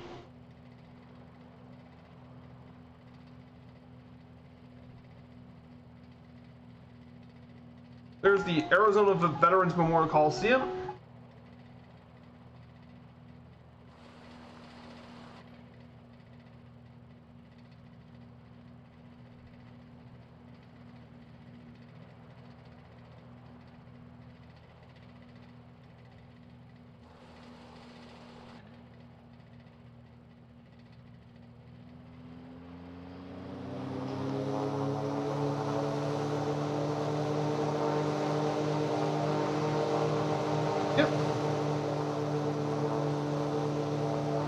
What's the stall speed and that low speed handling? Well, it can handle around 30 knots. I call it the potato chip design. It is. It looks like a potato chip, and I don't blame you for calling it that. It looks like a potato chip. So we're gonna be visiting next the Arizona State Capitol. Is where we're gonna visit next. This was here in 1912. It's located here in Arizona. 34 knots, I believe. Yeah. As the state branches expanded, the 1909 portion of the Capitol is its own museum dedicated to the history and art of Arizona. It's largely made of materials indigenous to the desert, like Arapahi, granite, and the copper dome is made of copper. So this here is the Capitol, Arizona. Welcome to the state capitol.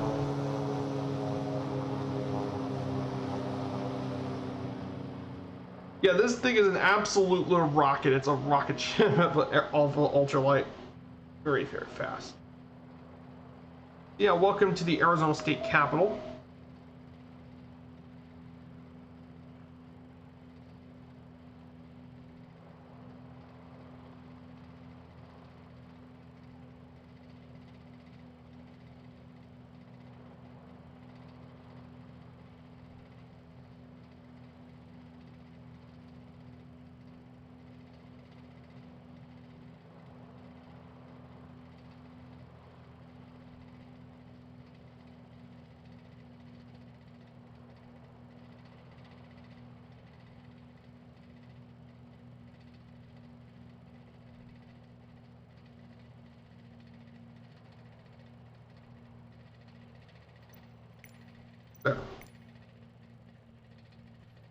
So this here is the capital of Arizona, Arizona State Capitol. So over here, there is the state capital here of Arizona.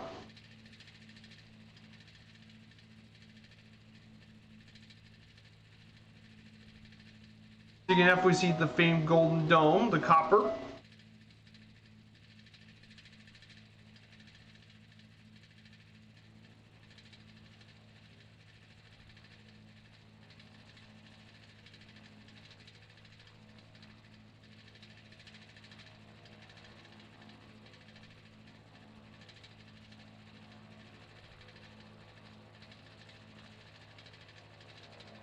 Yeah, it seems reasonable for turn. Oh, absolutely. This thing is actually crazy. You can set the volume to like 50 or something, but... So they've been recently going through renovations and all that. As a result, but I mean, they might have to move the capital at some point. But this is a very beautiful state capital. Oh, careful, careful. Oh.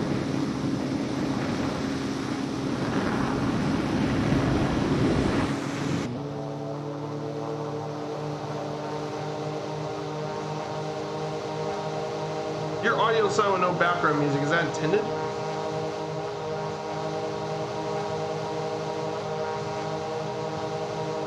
Oh, and yeah, I crashed into that. Like, this thing can stall. The only issue is it stalls a little lower.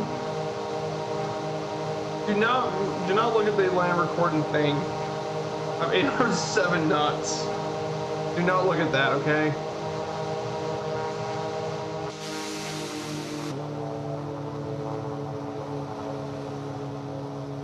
So the next thing is going to be downtown Phoenix.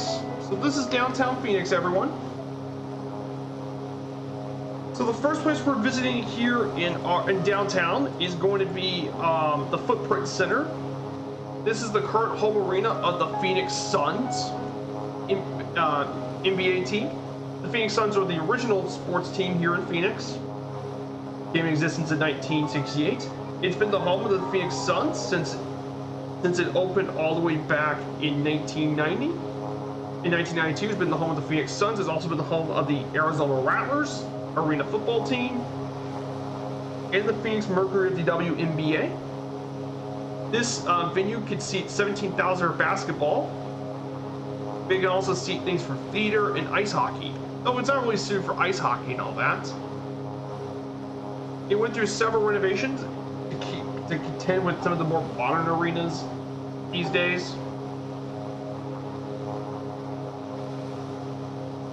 Can you explain the name of the stadium? Ah, yes. It was called. It's actually called the Footprint Center because, well, the name writes because you see, Footprint is actually a material science company here in Gilbert, which is across the Phoenix metropolitan area, which we'll be visiting later. It was a partnership between them and the ownership in the company, and that was from 2021. Beforehand, it was the America West Arena because of America West Airlines. Then it became the U.S. Airways Center. Then it became Walking Stick Resort Arena, and then now it became Footprint Arena.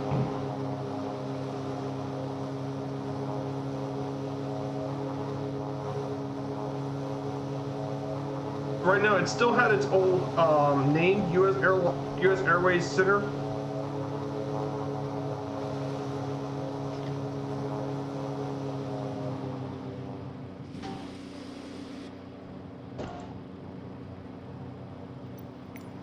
And then the next part about Phoenix, if you look down here, this here is actually a Major League ballpark, believe it or not. Home of the Diamondbacks. This is something Mongo might know. Yeah, this is Chase Field, home of the Diamondbacks, of course, home of the D-backs. Yeah, I kind of feel you, Mongo. I feel you. Or at least unique names there local to the area. But this is Chase Field, formerly known as Bank One Ballpark. It's still been the home of the Diamondbacks since 1998, when they were still an expansion team. It was the first stadium built in the U.S. with retractable roof over a natural grass playing surface. It seats 48,000 fans. And I mean, it needs to have a retractable roof because you're playing in Phoenix. And trust me, Phoenix gets stupidly hot in the summer. It's hosted not just Major League Baseball, but it's also used to host the Guarantee Rate Bowl that's been held here since 2016.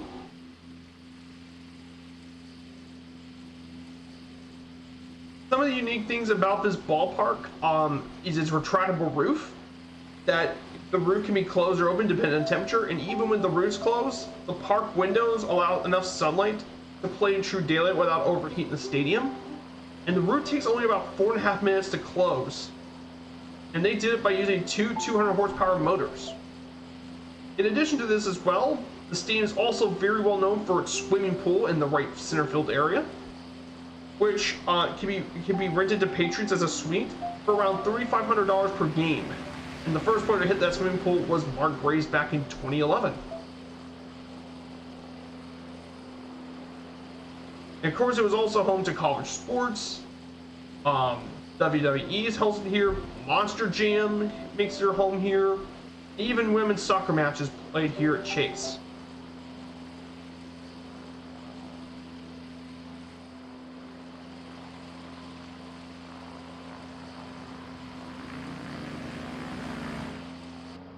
I don't think I have enough to take this ultralight into the stadium. It's not big enough to do it.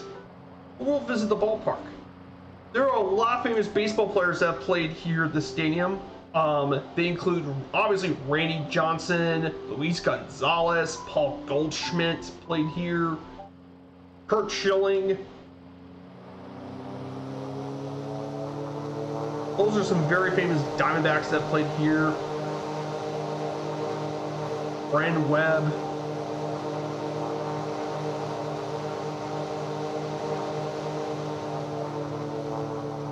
Oh yeah, in the Suns arena, some of the people that played in that arena include Chris Paul, Devin Booker, Amar Stoudemire, of course, probably considered by me to be the greatest Suns. Steve Nash played there, John Marion.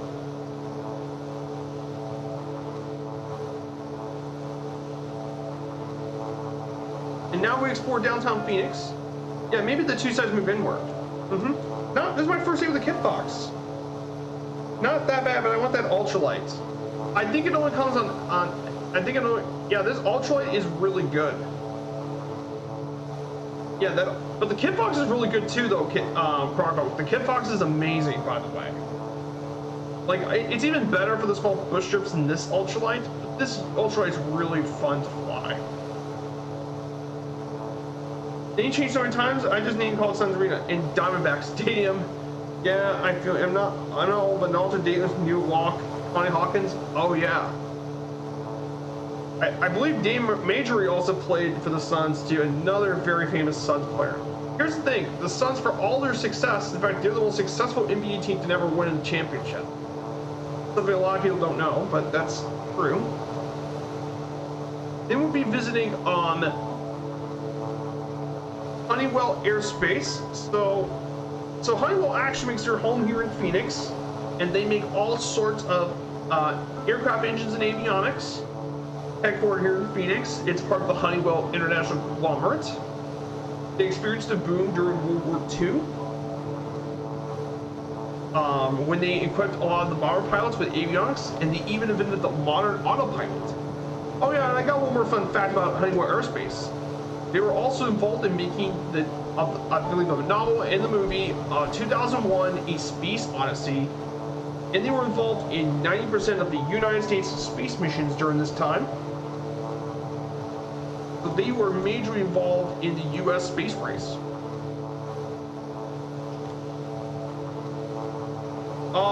By Randy Johnson at this field. It was coming off the high of the Marlins. Oh yeah, Randy Johnson. You would have loved my baseball series chronicle. I have a YouTube video. I visited Miami during the baseball series. Now this was back when I was still, you know, beginning to learn how to stream and all that.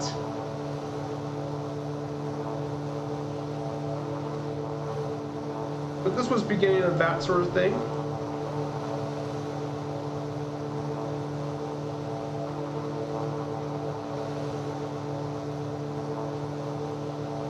was beginning when I was still learning to stream. So there's the Highway Aerospace building behind us.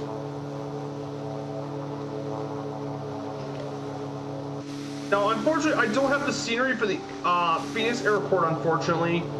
I mean, I don't have too much money. Plus, I'm trying to watch how much I spend. But the airport we're going to make our stop here, our first landing stop, is going to be at Phoenix Sky Harbor Airport. This is the main international airport for Phoenix. It's the main airport here in Phoenix. It is the busiest and largest airport in the state of Arizona, and believe it or not, it's one of the busiest airports in the U.S. In 2021, it was the 8th busiest in the U.S. and the 11th busiest airport on the planet. Believe it or not, is here in Phoenix. It serves as a hub for both American Airlines and a main base for Southwest.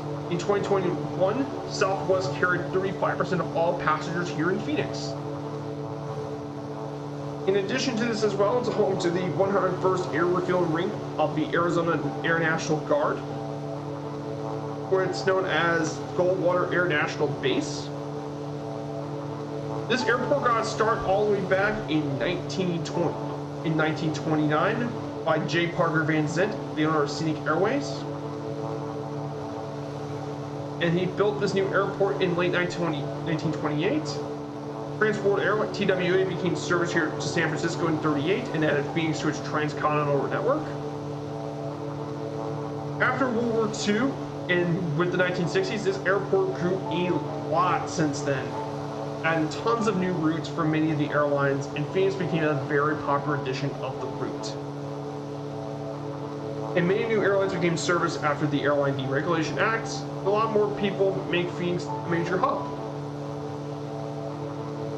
From 1951 to the end of 2021, over 1.3 billion passengers have traveled through here in Phoenix, with an annual average of 18.8 million passengers. Phoenix has grown in many years to become a major U.S. aviation hub, and in 2020 was the 24th busiest in the world and 8th busiest in the U.S. And believe it or not, it's even one of the best large airports in the U.S. So, yeah, this airport has really grown into becoming a major international airport as well. So, according to flight connections, Phoenix makes a lot of destinations within the U.S., but also it has a few international destinations, mainly in Mexico, like Cancun, Mexico City, and Guadalajara. But also it also has flights to Toronto and Montreal, and finally 2 flights into Europe, London Heathrow, British Airways and American Airlines, and Frankfurt, Germany on Condor. So yeah, Phoenix International is a major, it's grown into a major airport in the United States. I mean, you can definitely see from all the 821s, and it's grown a lot as a major airport. Yeah, it's still one of the few major airports where GA can still fly out of. Yeah, I think this airport is one of the only few. I know there's scenery for it on Sim Market.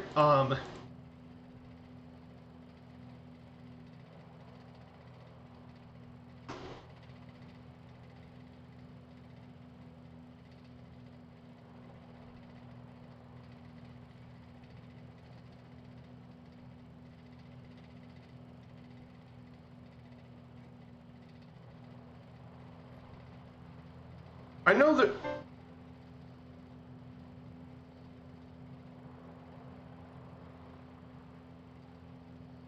I know there's a Flight Sim TO scenery for it.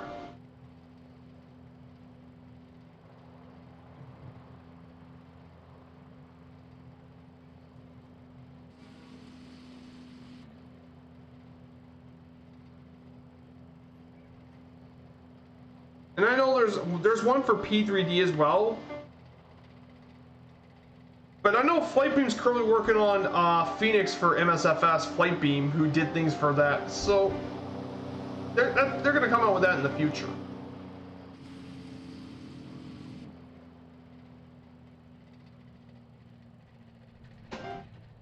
Okay. Not bad. That's a good landing.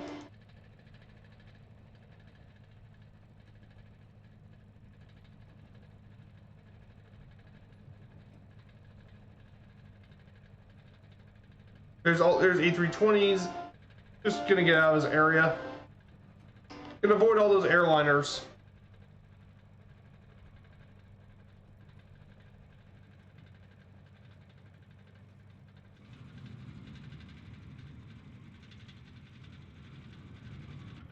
Yeah, so welcome to Phoenix Sky Harbor, everyone.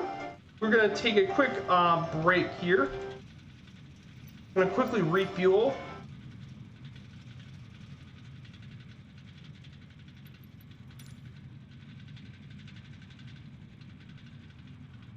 Oh, friend to all got the drifter. Oh, you're from the demo version. Yeah, you can. I think you could loop it. Yeah, by the way, if you guys want to try out the plane, there's a demo version for it on FS Hub, FST Flight Sim TO. Yeah, this is Phoenix.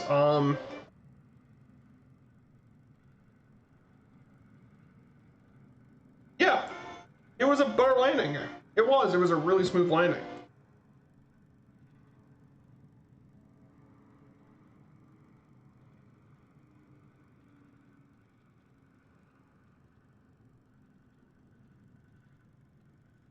So just taking a quick second break and we'll get ready for the second leg. So guys, we're gonna go to our second leg and discuss what to do.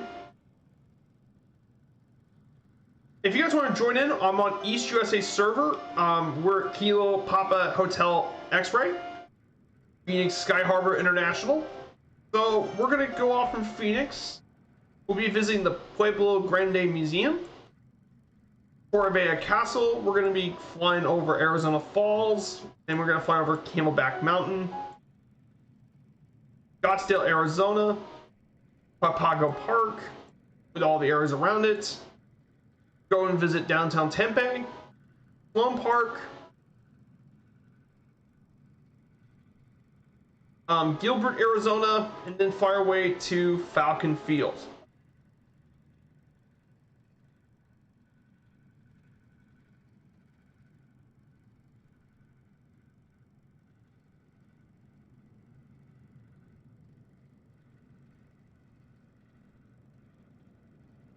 We don't have much longer to go. Actually, we don't have much longer to go, so we have a pretty quick flight on our hands.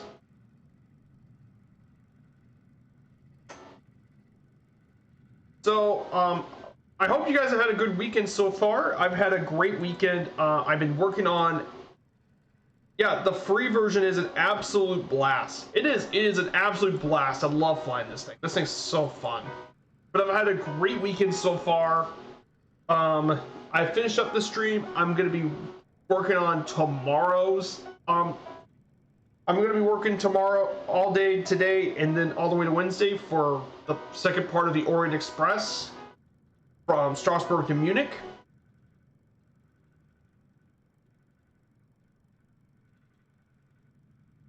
So yeah, there was some major news that came out the other day. Yesterday, the PMDG 737-600 just came out yesterday. That just came out yesterday. And get this, the price for this is actually really fair. It's $35 for a study level airliner. That's an amazing price. $35 for a study level airliner is an unbelievable price. Which I think it's a fair price. I mean, I know some people think it's a little expensive considering that this is a 600 model. But, I mean, for those who are a little hesitant to pick up the 737-700, that's not a bad price at all. Oh yeah, he Area 51 it. Yeah, Fabio was flying it yesterday through Area 51.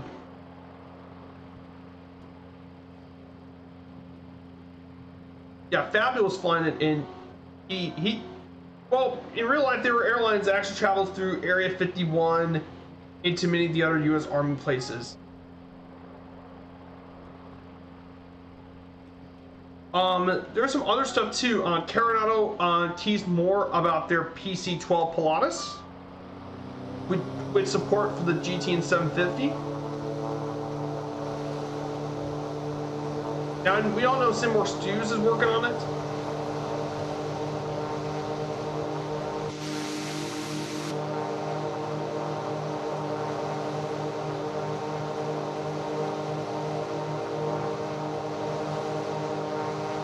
But definitely be very interested. Swiss Milsim is coming out with their de Havilland Vampire, the DH-100, one of the first military jet fighters in the world during that time when it was developed during World War II.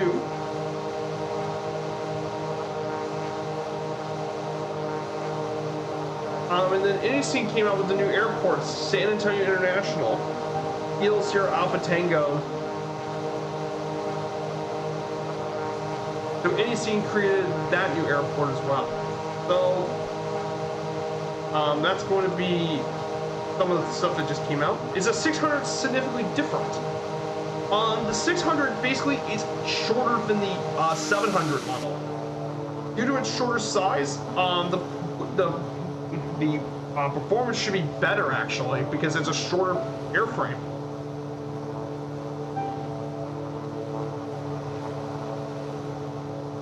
So only 69 of them have been produced, but the 600 model has actually the most range, and it has the greatest. It has the shortest distance, the longest range, and it actually cruises the fastest. So its performance is really, really good. It also lacks the winglet. Yeah, it also lacks that too. So first we're going to visit the Pueblo Grande archaeological ruins, which is actually right here. So these little ruins here in particular, they featured a lot of the prehistoric clapboard mound and irrigation canals. They're basically from the pre-Columbian times by the Hohokam people. And it's declared as a National Historic Landmark back in 1964. You can see all the old ruins, like irrigation canals can be found in this area. You can see all the different ruins from there during this time.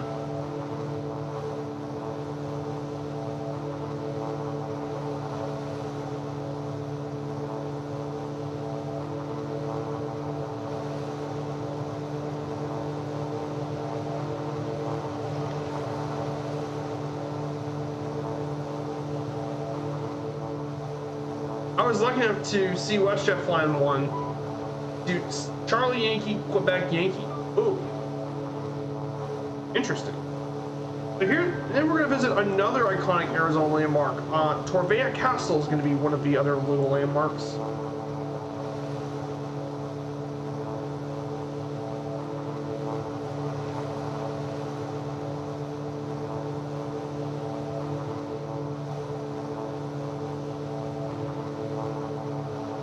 Torvea Castle should be right here, actually.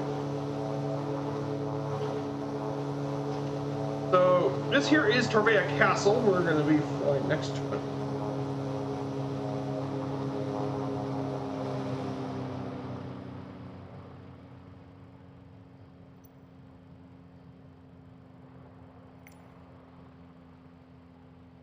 So here it is. This here is Torvea Castle. Just for great luck. This is Torvea Castle here in Arizona. This historic. Are you close to Falcon Field? I lost my nameplates. I'm outside of Sky Harbor, unfortunately. I'm outside of Sky Harbor at Kilo Pop Hotel X-Ray. So Torvea Castle is a historic landmark structure on 44 acres of land. It's known as the Wedding Cake Castle due to its unique design. It was built from 1929 to 1931 in a vernacular Italian architectural style by Alessio Carrara. It was originally intended as the hotel centerpiece for a planned destination resorts. It became a private residence after its purchase in 1931 by EA and Del Torvea. It's now part of the Phoenix Park system, and it's one of the Phoenix Points of Pride that's designated by the city of Phoenix. Currently, the calcium grounds show over 5,000 individual cacti in 100 different varieties. And the society offers tours of the ground first floor and basement. It's part of the National Register of Historic Places in 1996. It's made of granite block, pine wood, and stucco. And a unique four-tier fashion bears strong resemblance to a wedding cake, which earned it its nickname.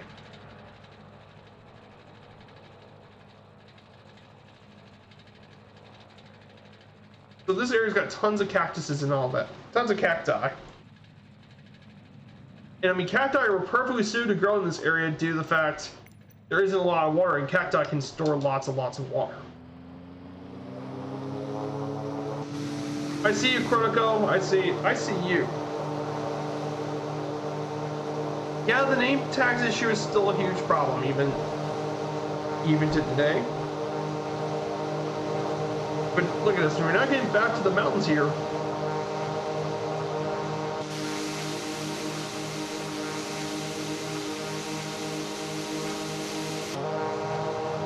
Oh yeah, the architecture's nice. Very nice architecture here in Phoenix. Then we get to Arizona Falls, this natural man-made landfall. This man-made waterfall was important. It was formed when the Arizona Canal crossed a natural drop in the area, forming the Phoenix Arizona Falls. It became a very popular location for a lot of social activities in the area. And after being used as a hydroelectric power station, you see less in the attraction of the falls, but in the 2000s it's been rebuilt as a public art project, and it continued to become a very popular destination for visitors. This area generates enough power to power 150 homes here in Phoenix. And it became known as a pretty well-known public art area right here in Phoenix. Yeah, that works. Bringing the original name back absolutely works.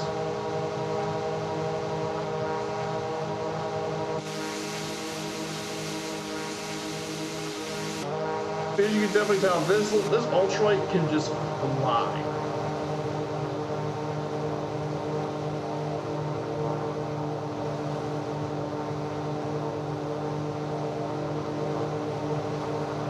So here it is, guys. Here's the Arizona Falls down below us.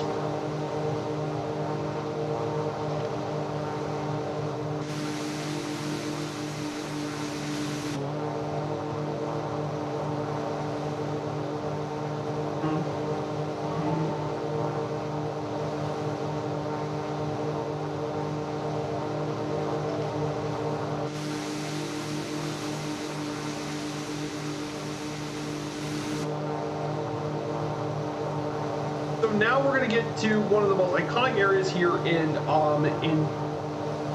Phoenix, Camelback Mountain. This is part of the Phoenix Mountain Range. It is the tallest of all the peaks here in the Phoenix Mountain Range. It's derived from its unique shape, which resembles the hump and head of a kneeling camel. This area is very prominent in the area and is a popular recreation for hiking and rock climbing. There are two hiking trails that ascend nearly 1,280 feet to the peak of the mountain. The Echo Canyon Trail and the Cholla Trail. Both of these are over a mile long. Now, obviously, it's not the easiest to climb up these mountains, but we're going to go ahead and climb up the peak. Oh man, look at this! Is just stunning. Oh, that mountain. I'm definitely gonna give me a screen. Oh, this is just stunning.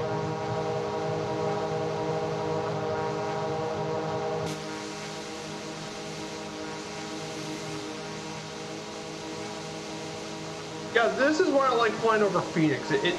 I mean, there are tons of scenery and mountains. Just incredible.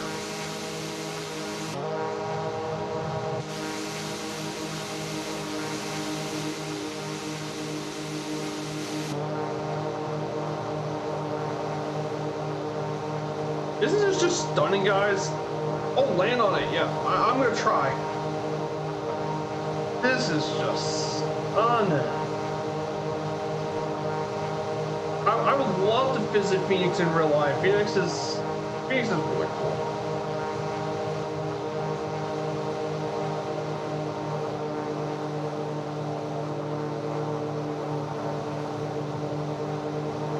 Now, if I had a chopper, I can probably land on this, or a kit box. This is gonna be tricky. I have no flaps. I don't have no way to slow this thing down. Nope.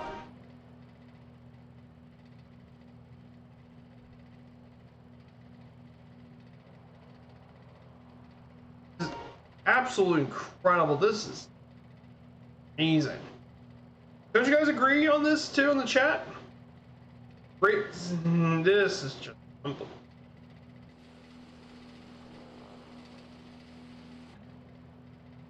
Well,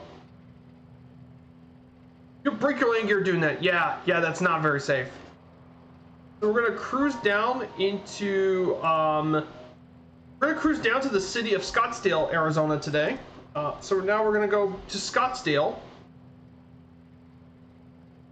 Scottsdale, Arizona is in the eastern part of Maricopa County.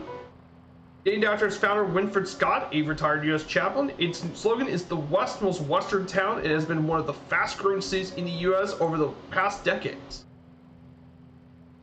From 2,000 people in 1951 to 241,000 people as of 2020.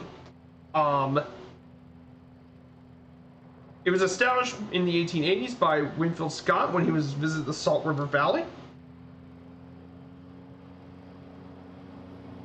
The Phoenix Steel Railway was built here in Scottsdale, but due to economic downturn, neither were built.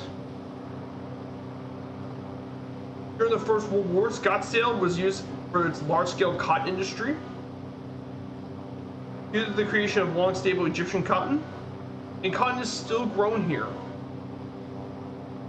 Then they also built a resort around this area. During World War II, the Thunderbird II airfield was built here, later known as Scottsdale Airport, where 5,000 cadets were trained here before the war's end. It was also the site of a German POW camp, which is where Papago Park was built.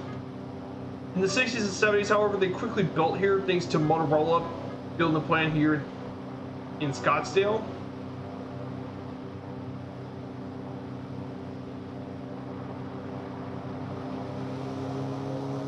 And they continued to further develop into the 20th century and became one of the most livable cities in the country.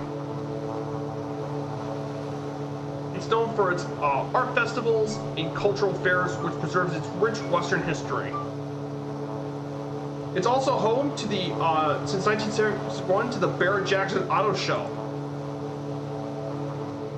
Scottsdale is known as the auto show capital of the world with Barrett-Jackson. It's also home to nightlife, several attractions, and even casinos around the area too. And its twin cities include Marrakech and Morocco, and Cairns, Australia, are some of its sister cities. Oh yeah, the desert has its own beauty. Absolutely, the desert can be absolutely beautiful too. So we're going to visit Scottsdale Stadium. This is the spring training home of the San Francisco Giants. It was designed by the owner of the Baltimore Orioles, Canada Yards. It currently holds 12,000 people. It's been the home of the Giants since 1984 as a spring training site. And in 2006, went through $23.1 million renovation campaign, building new clubhouse, training center, treatment room, batting tunnel, pavilion, and practice fields as well. So we'll be visiting there as well.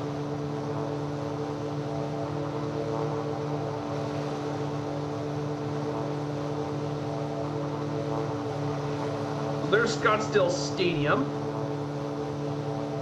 Right over here.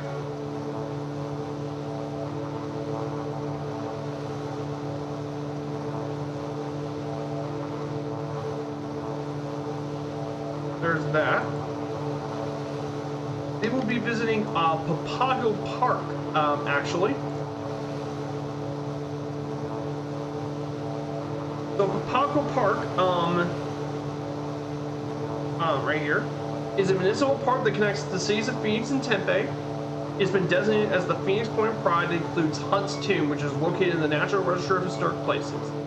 It's known for its distinctive red sandstone geological formations that have been around between 6 to 15 million years ago. During World War II, it housed as a POW camp and contained nearly 3,100 prisoners from 1942 to 1944. It also was home to the largest mass escape of any thing in American history, when the Great Papago escape happened when 25 prisoners escaped the camp to the desert.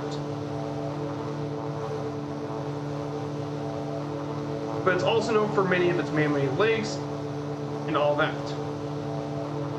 And of course, all of its unique landmarks here at this area. The Great Escape of World War II. Well, the people trying to escape, however, the major issue is they weren't used to the climate in this area. They know nothing about the area.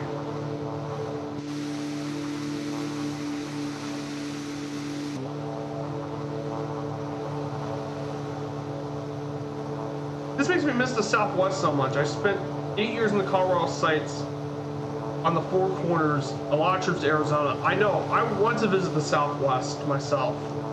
The Southwest is just, I think it's the most visually stunning area of the U.S. I mean, there's many great areas in the U.S., but Southwest U.S. is just...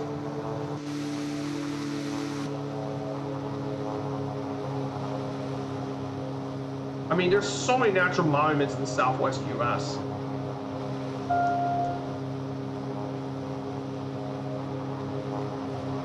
Then to our left is the Desert Botanical Garden. This botanical garden is about 140 acres.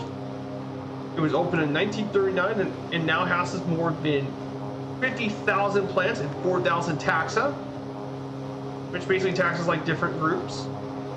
A special note is the rich collection of agave plants, 4,226 agave plants and 248 different taxa, and cacti in 13,000 of those different cacti species plants and 1,320 different taxa groups.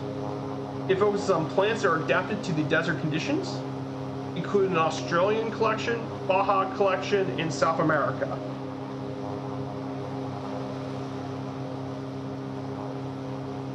What I love about the Southwest is that you can literally have almost every climate here except for tropical and then a few hours drive. Yeah. You basically have so many different areas you can visit too. Coconut raft, we got the river on top of the blue river was a rubber bed. Yeah, that's true.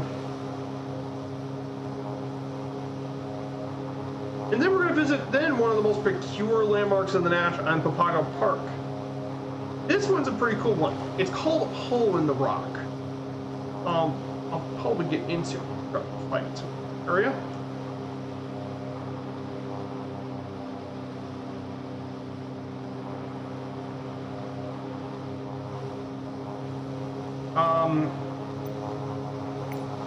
Unfortunately, it's covered by trees, but this here is where Hole in the Rock should be. This natural geological formation is located here in Papago Park. It is a series of openings known as a taponi that eroded in a small hill composed of the bare red arctosic sandstone.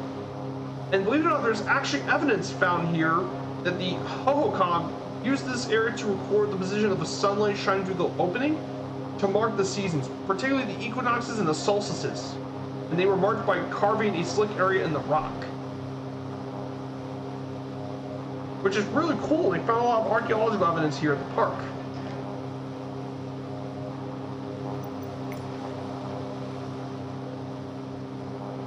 But we're going to actually now visit one of the most historic areas here. I'll go ahead and turn off. It's this weird pyramid-shaped thing right here. But what if I told you that this is not just your average pyramid, by the way? What if I told you this was actually the site of a famous tomb that was buried here? Well, this is called Hunt's Tomb. Hunt's Tomb is located here at the park. It's part of the Natural Historic Landmark of Places. But basically, Hunt's Tomb is located in this, as a shape of a small white pyramid within Papago Park. George W.P. Hunt actually had the tomb built in 1931 actually to tomb his wife. He was placed there after his death just 3 years later in 1934, and their daughter and wife's family were also buried here as well during the tomb. It's located. It was listed in the National Register of Historic Places in 2008, and it can be seen from anywhere in the southwest part of the park, overlooking the Phoenix Zoo. According to Roadside America, he was dubbed King George the Fifth. King George VII. He was a friend of the common man and foe of the railroad. And there's all sorts of plaques in the pyramid declaring that he was the descendant of an unnamed Revolutionary War patriot. But that was just sort of legends and all that about the man. But definitely a very interesting little tomb as well. Where's the hut buried? Down below, obviously.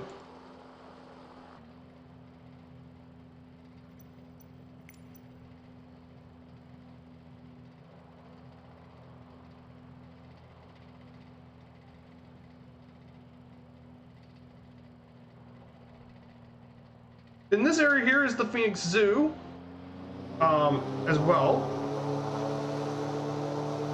So the Phoenix Zoo is right here. This zoo it opened in 1962. It's the largest privately owned nonprofit zoo in the country. It was founded by Robert Maytag, who we all know is part of the Maytag member of the Maytag family.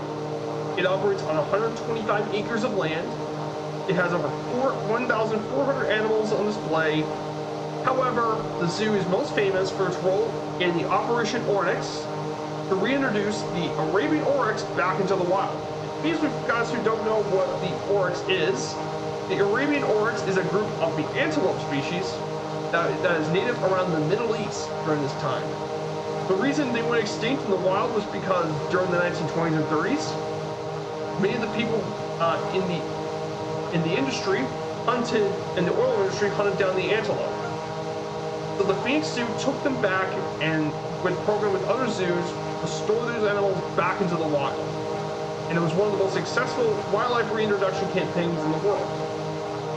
And that animal was also the national animal of quite a few Middle Eastern countries, particularly Oman, Jordan, Qatar, and the United Arab Emirates. For a lot of you guys who don't know. Pretty cool information. Then down to our west is Phoenix Municipal Stadium. It is currently the home of the Arizona State Sun Devils baseball program. Around 8,775 people. It also used to be the spring training site of the Oakland Athletics from 1982 to 2014, before they make their move to Hohokam Stadium as well. So there's that. And then next to it is the Hall of Fame Fire Museum, which is next to it. This building here is the world's largest collection of firefight museum. It's home to the largest firefight museum in the world. It features 5 different exhibit galleries, which commemorates U.S. firefighters, horse-drawn galleries, motorized stuff, all sorts of different history about firefighting stuff. It features all sorts of different stuff about firefighting and all that.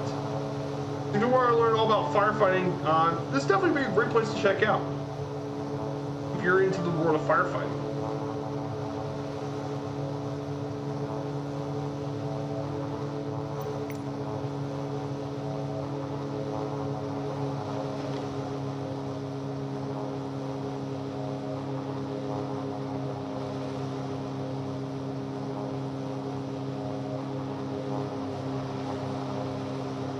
So then we're going to visit a pretty well-known place. We're actually going to visit the Tempeh Boot, or Tempeh Boot, I believe. It's also known as Hayden Boot, but this boot is actually the official name of the andesite of volcanic origin. It's located in Arizona State University's Tempe campus in Tempe. It's referred to as by locals as A Mountain, after the 60-foot tall gold letter painted A near the top. It's often seen as a backdrop to games held at nearby Sun Devil Stadium And there's been signs that the Hohokam people actually sell here, include petroglyphs, pot shards, scrappers, and metallite.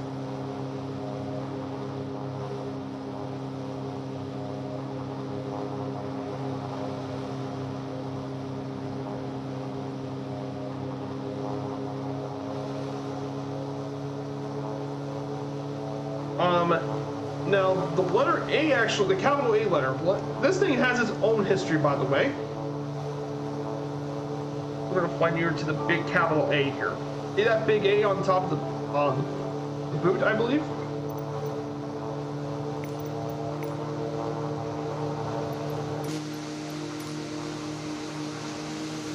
Well, the capital A here has got a long history.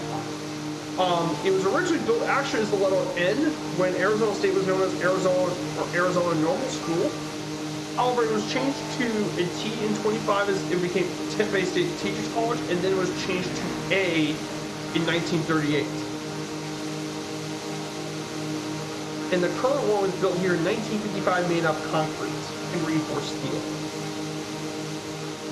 And due to its existence, schools from rival schools usually paint the A in their own colors, so they actually had to guard the A, became a ritual theme to the event of all that.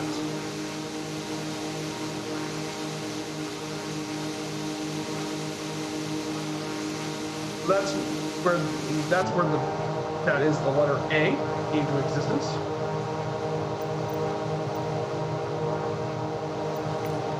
And then here is Sun Devil Stadium.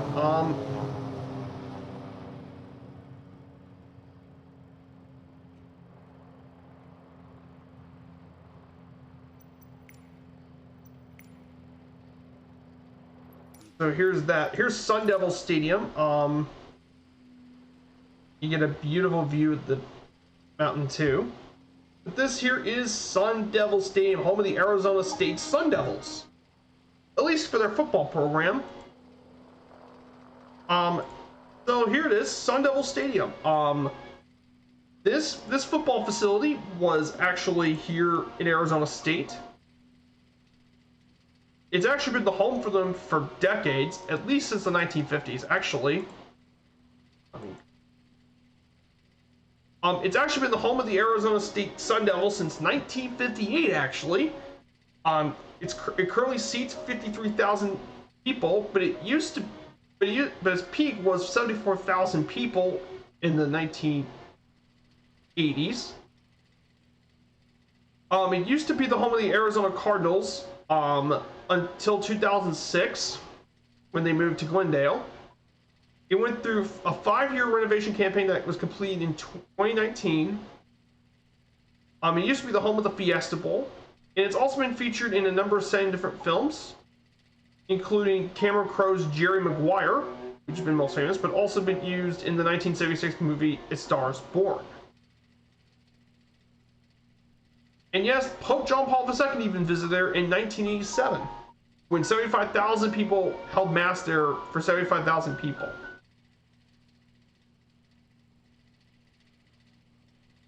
And by the way, guys, a little bit of a history about why the Arizona State Universities call themselves the Sun Devils. Here's an interesting fact. So the team was originally named the Bulldogs during that time. Then they were originally called the Owl, then became a Normal, then became the Bulldog. Then they changed their name to become the Sun Devils in 1946. And the student council voted 819 to 196 to make the name change. And it became known as the Sun Devils. And the mascot is Sparky, and he was created by not just alumni, but Disney illustrator Bert Anthony designed Sparky to hold a trident, which was referred to as a pitchfork. And apparently his facial features were based on his former boss, Walt Disney. So this definitely is very interesting. It's a very interesting thing to talk about. But yeah, a lot of people didn't know, but that is what it was. Oh yeah, a lot of the numbers big letter for their city. I don't think it's just city, I think it's also universities.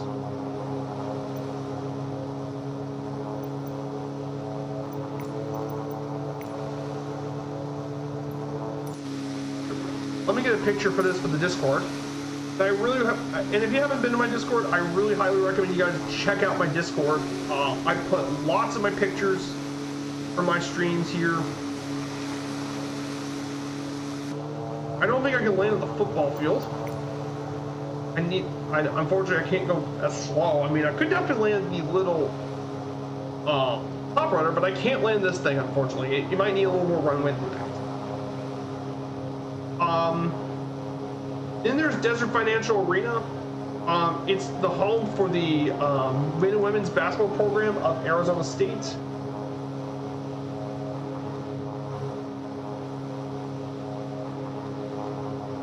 Which right here. And that stadium was actually constructed back in 1974 at a cost of $8 million. It's also hosted the first dates of the U2's Joshua Tree Tour. I mean, Joshua Tree was a major album from U2 back in the day. And finally, Arizona State University, ASU, by the way. It is actually one of the largest public universities in the U.S. by enrollment. It was founded in 1885 by the 13th Territorial Legislature. More than 150,000 students have attended classes here in Arizona State, with over 30,000 students attending online and 90,000 undergrads. It features more than 350 college degree options from 17 colleges as well. Its faculty has included 5 Nobel laureates, 10 Pulitzer Prize winners, and more.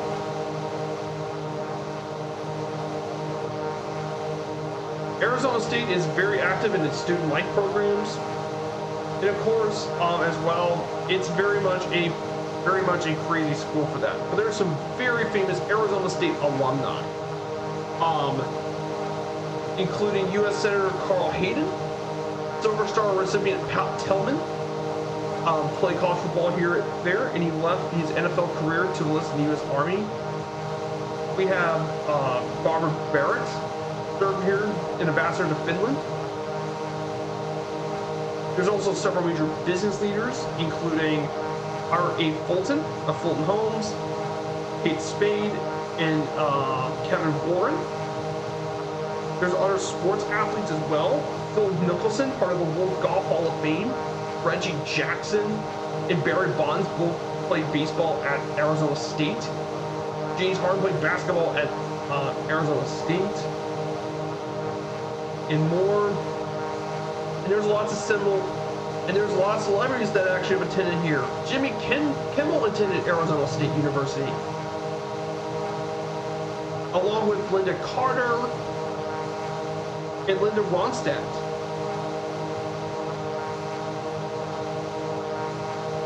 And of course, there's also journalists, most famously Al Michaels, attended here at Arizona State.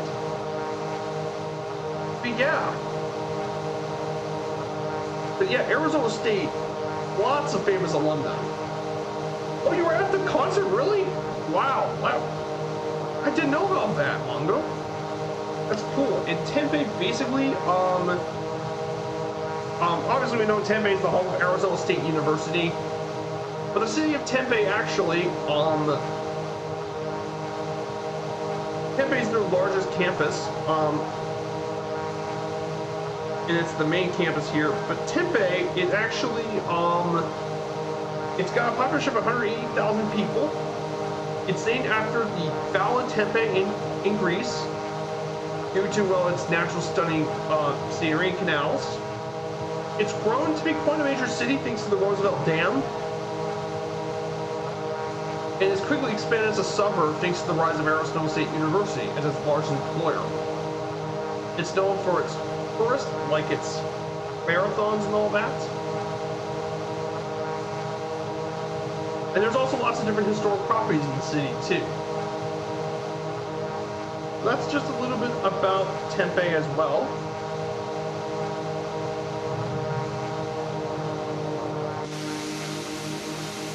But let's blitz down, and we're going to visit Sloan Park, the spring training site of the Cubs.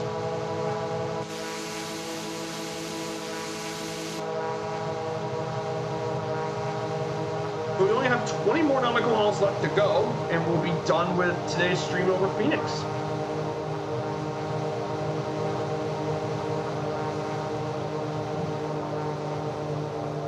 Yeah, this ultralight is perfect for today's stream.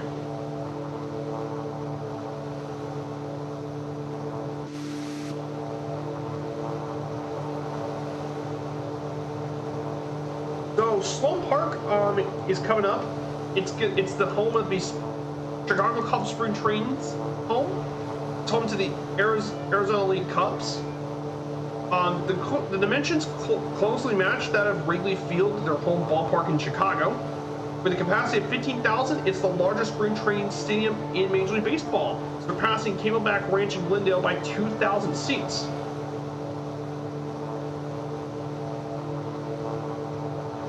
As well, it actually is a recent ballpark, opened in 2014. Oh, great question, Chronico mentioned. Do you have a favorite GA plane? Actually, I do have a favorite, actually. I have multiple favorites, but it depends. My favorite GA plane. This is my favorite little ultralight so far. I love flying this.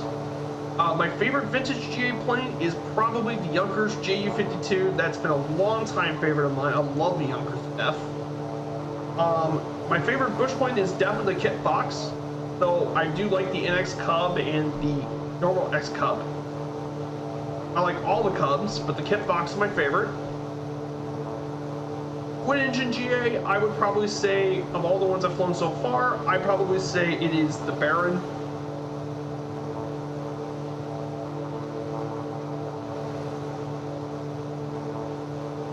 There's Sloan Park down below us. See, its dimensions match that of Wrigley.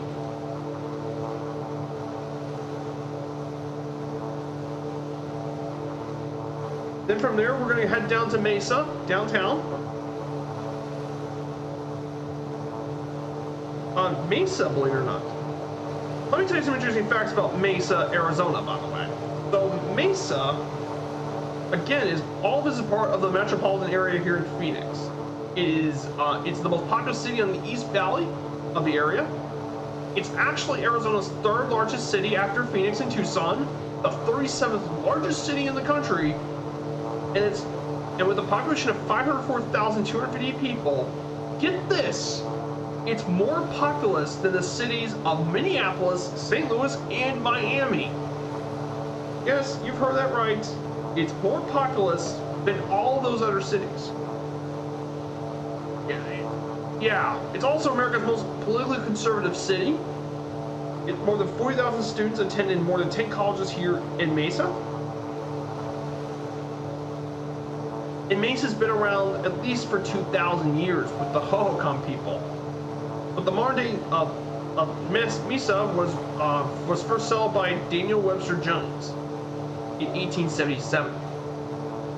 It was founded in 1878 by the Mesa Company as well.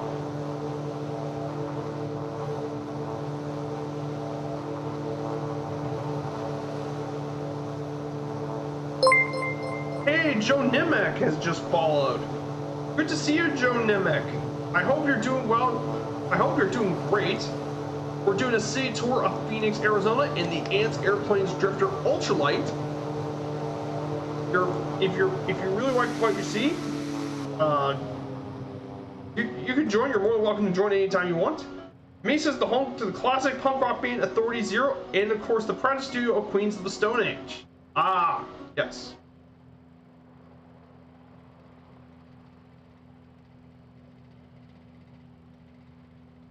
Mesa is also home to several notable people, including Jim Adkins, born and raised in Mesa. He is the lead guitarist, vocalist, and songwriter of the rock band Jimmy Eat World. Jimmy Eat World was from here. Then we have Buck Owens, the singer of the Country Music Hall of Fame. Lived some parts of his life here in Mesa.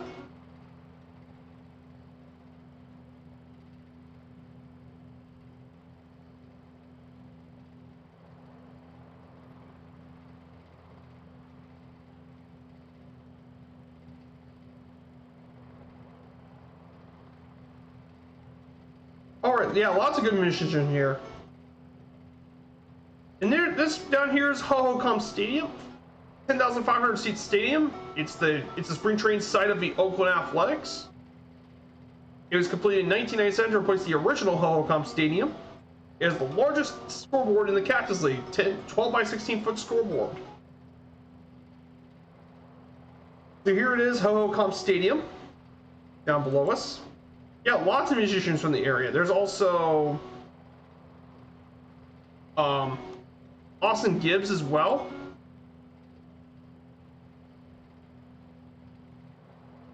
There's that as well.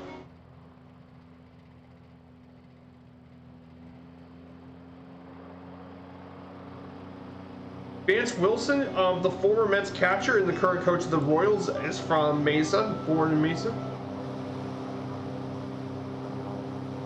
But yeah, lots of different people. Oh yeah, professional football player Todd Heap, two-time Pro Bowler for the Ravens, was from here. So yeah.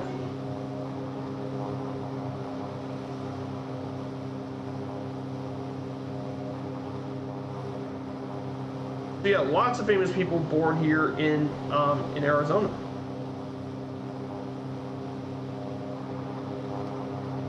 Hold this power outlet.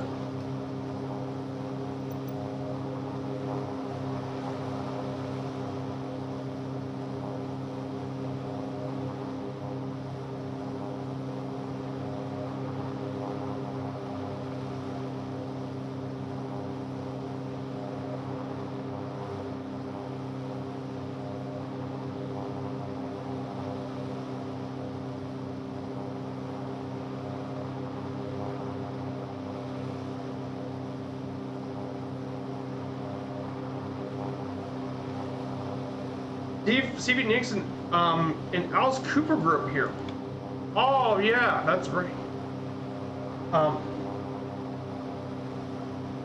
yeah, I forgot to talk about some of Phoenix's most important people. I forgot to talk about it. So some other very important people who grew up in downtown Phoenix.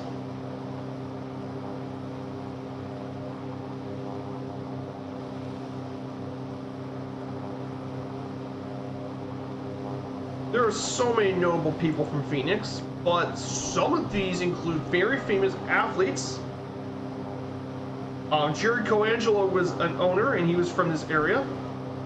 You have Neil Walk, died here in Phoenix, but he became a very well-known player, one of the first people drafted by the Phoenix Suns.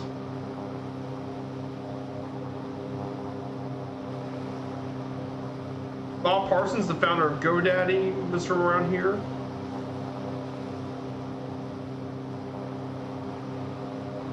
There are some very famous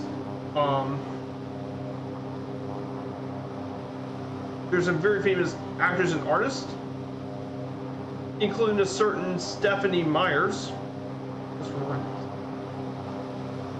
There's also Linda Carr was born around from the Phoenix area. Tons of musicians. Alice Cooper obviously grew up here. But he was not the only one. Marty Robbins actually was from Phoenix. He actually grew up in Glendale, but Marty Robbins actually grew around the Phoenix metropolitan area. And he became a very famous artist for the 4 decades.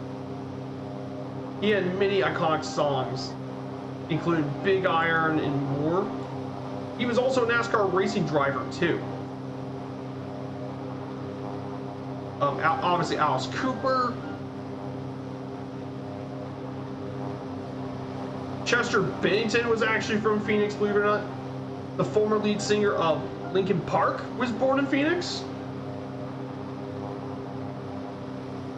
James Newsted, who was the longtime bassist of Metallica, was there. Stevie Nicks was actually born in Phoenix. Part of Fleetwood Mac. Lots of famous ones. Waylon Jennings was lived along in Phoenix, Arizona. Bob Halford actually lived a lot of his life in Arizona. Lots of political people too. And of course, lots of athletes. Phoenix is a home to lots of people. How'd you get the tablet display? Okay, it's not available for the free version though. If you're using the free version, it doesn't have the tablet and all that. It's only on the payware version. It's this thing, but it's not available on the free version. Because the free version compared to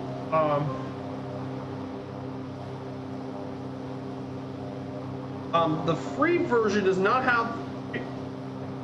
Let me show you what I'm talking about compared to the original. The free version has none of that. GPS radar tablet, it doesn't have a float or passenger model, no preferences. But the pay version actually lets you have this tablet. John McCain, I believe John McCain as well. So we're gonna visit Gilbert next. This is Gilbert, Arizona.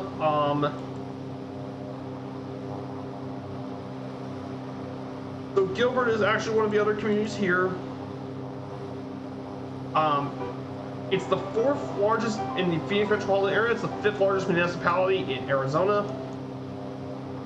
It made a rapid transition from agriculture to an economically diverse suburban area.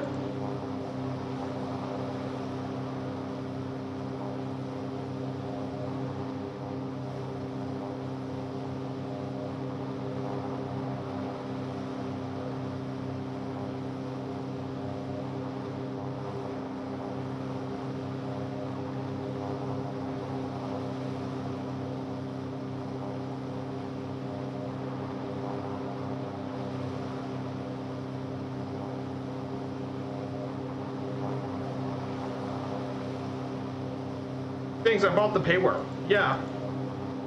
But it grew a lot. Over the 3 decades, this place grew exponentially high. In 1980, Gilbert was only at 5,717 people. In 2020, it became 267,918 people. Over 10% in a 40-year period, the highest of any town in the US. It was established back in 1902 by William Bobby Gilbert, who provided land to the Arizona Eastern Railway, and it quickly grew thanks to its livability and safety as well. It became for many years known as the hay capital of the world due to its agricultural history.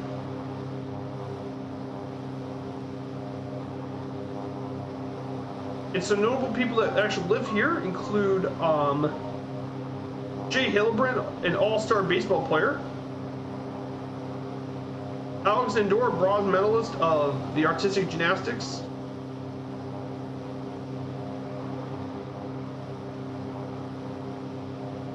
And Ryan Fitzpatrick played at Highland High School here in Gilbert.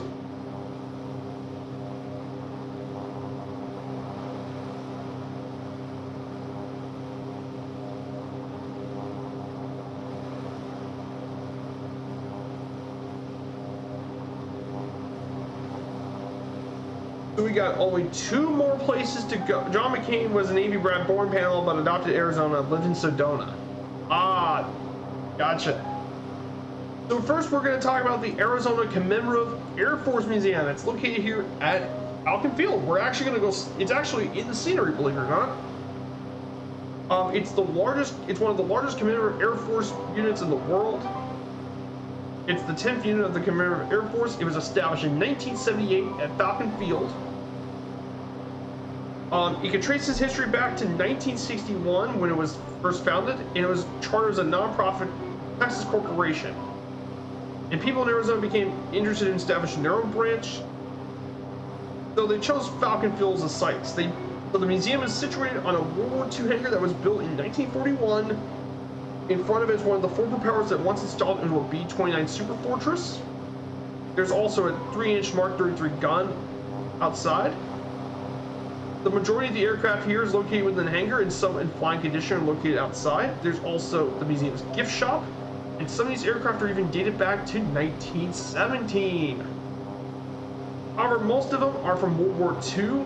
There's also military helicopters and a mechanics hangar and stuff.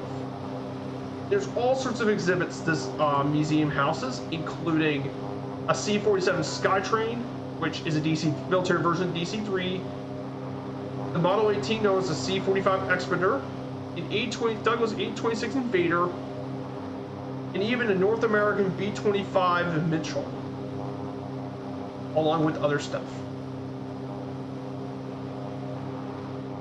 And finally, the last is Falcon Field.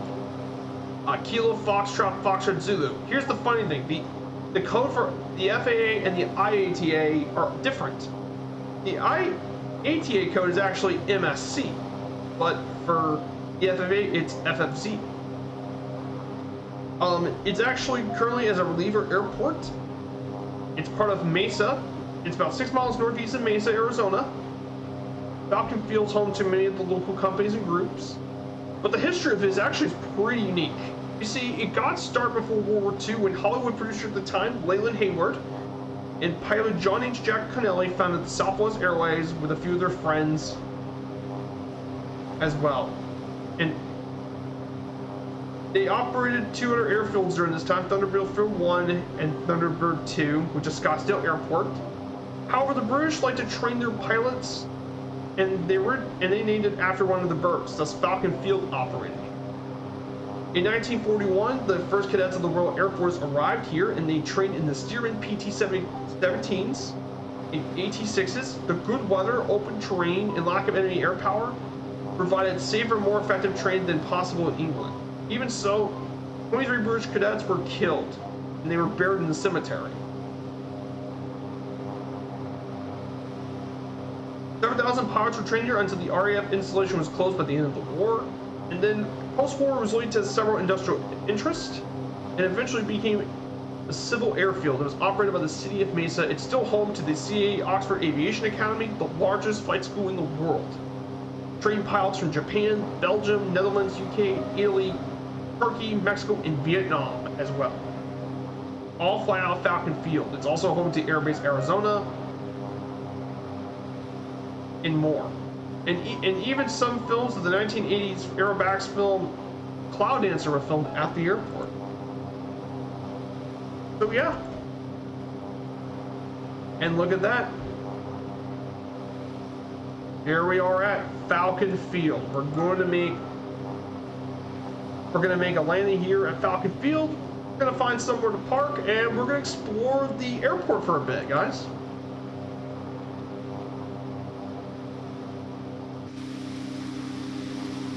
And we'll wrap up the stream for today, guys. Thank you guys so much for coming today. And we're going to explore the airport for a little bit. And by the way, if you want to know the command for this, it's exclamation point scenery. And it is Falcon Field, done by the incredible Jeppesen 2000. Jeppesen is insanely talented. I'm a big fan of his artistry. He's a master at it. I think you guys are gonna like it too.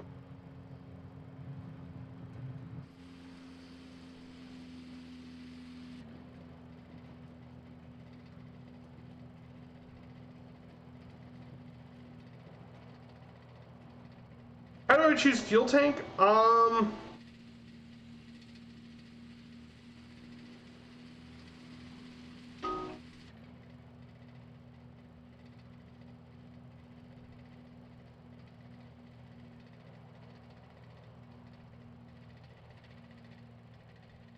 I don't remember doing it, but I do remember. Good. Okay.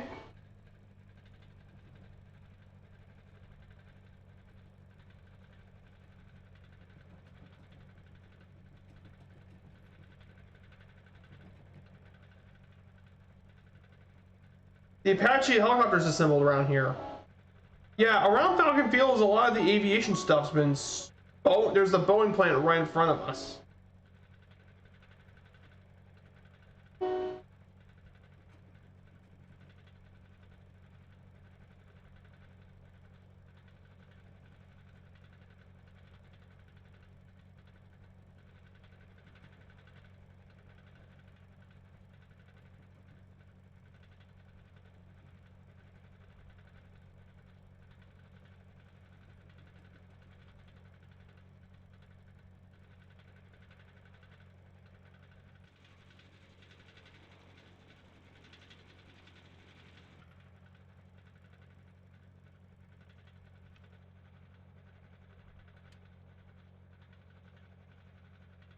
And we're done. So there we are, guys. We're at Falcon Field. Let's explore this place for a little bit, shall we? Let's go to the most obvious place. Now, of course, you don't have to get this just from SimMarket. You can also get it from FS Hub as well as a payware.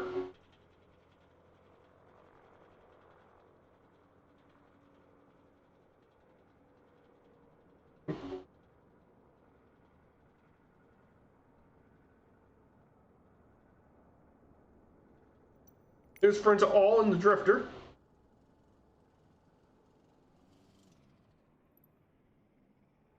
So right here is the Commemorative Air Force Museum. In the Wings of Flight Foundation. So here's that. Look at this. Features, these are some of the flyable planes. I mean, the detail on this is insane. Now, I really want to fly a B-17 in Microsoft Flight Simulator at some point. I know, hopefully, but a B-17 would be awesome. Look at all the tail guns. I mean, the detail here, this is insane. There's a Model 18. There's an A-26 Invader.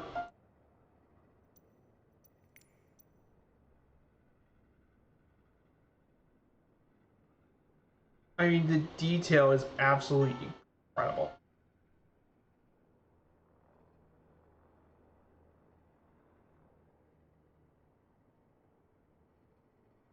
I mean, the detail is absolutely insane. Jefferson just knocked it out of the ballpark. It's absolutely insane. Look, I mean, he had to do painstaking detail of this.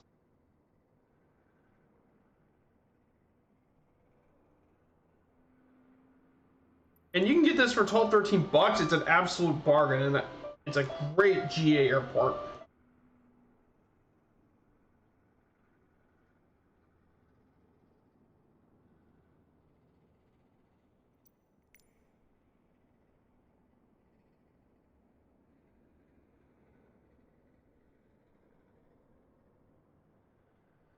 That is the Commemorative Air Force Museum.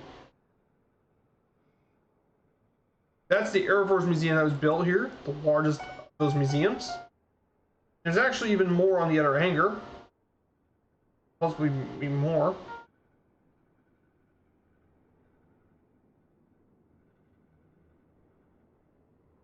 In addition to that, there's also sorts of other areas built into it. There's the Mesa Water Tower.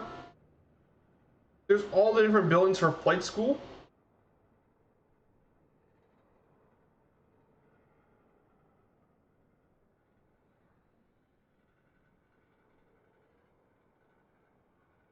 Just absolutely incredible detail. There's Citation jets. There's a different there's Precision Avionics branch.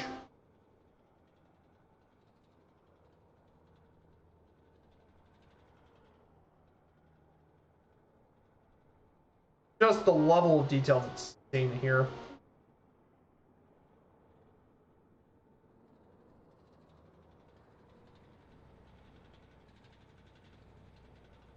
I mean, what an insane this airport has such stupidly high detail. But it just goes to show you how much Jefferson's worked on this airport.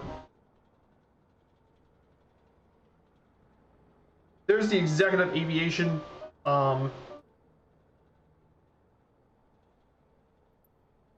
This is for your executive planes. You see all your twin engine planes here. Or parking space. There's the entrance to it. Oh yeah, absolutely. It's a masterpiece. Jefferson's he's so good with it. Yeah, man, myth, and legend. Just incredible. There's the light support tower.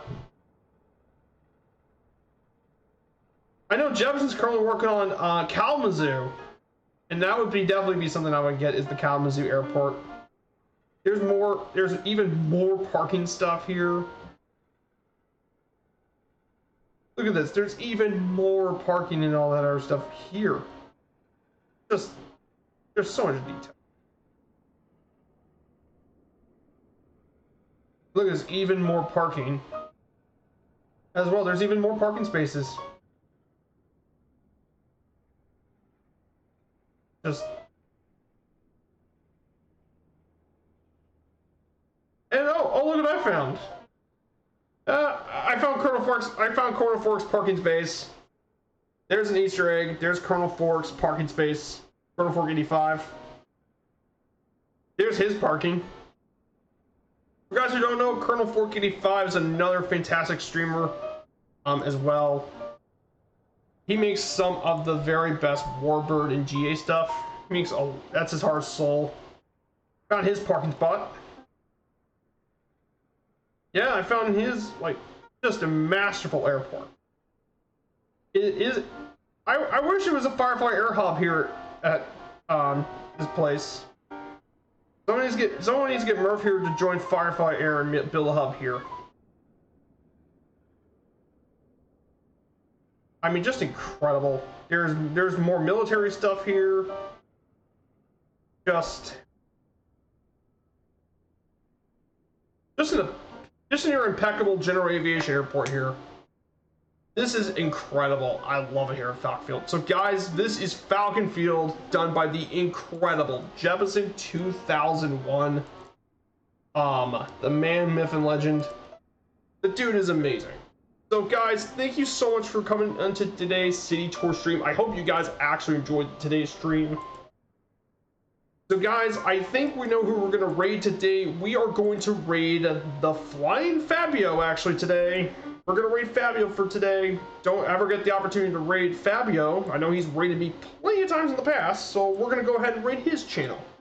Yes, we're raiding Fabio. Fabio's a great friend of my community. He's raided my streams more than a few times than myself, so we're going to raid the Flying Fabio. He's currently doing an event today on VATSIM. He's currently doing a flight here to Corfu, flying by the guys that fly Tampa. So guys, thank you guys so much. So today we're going to be doing, so on Wednesday we actually do a leg 2 of our Orient Express journey from Stuttgart to Munich, and then Sunday we're going to do another Sea Tour series. And I've been actually thinking we go outside the US actually. I was thinking about doing somewhere in France probably. I was thinking somewhere in Spain or France probably. So thank you guys so much, and I hope you all catch up to the raid of Fabio. I hope all of you guys stick around for the raid. Thank you guys so much, and have a great rest of your day.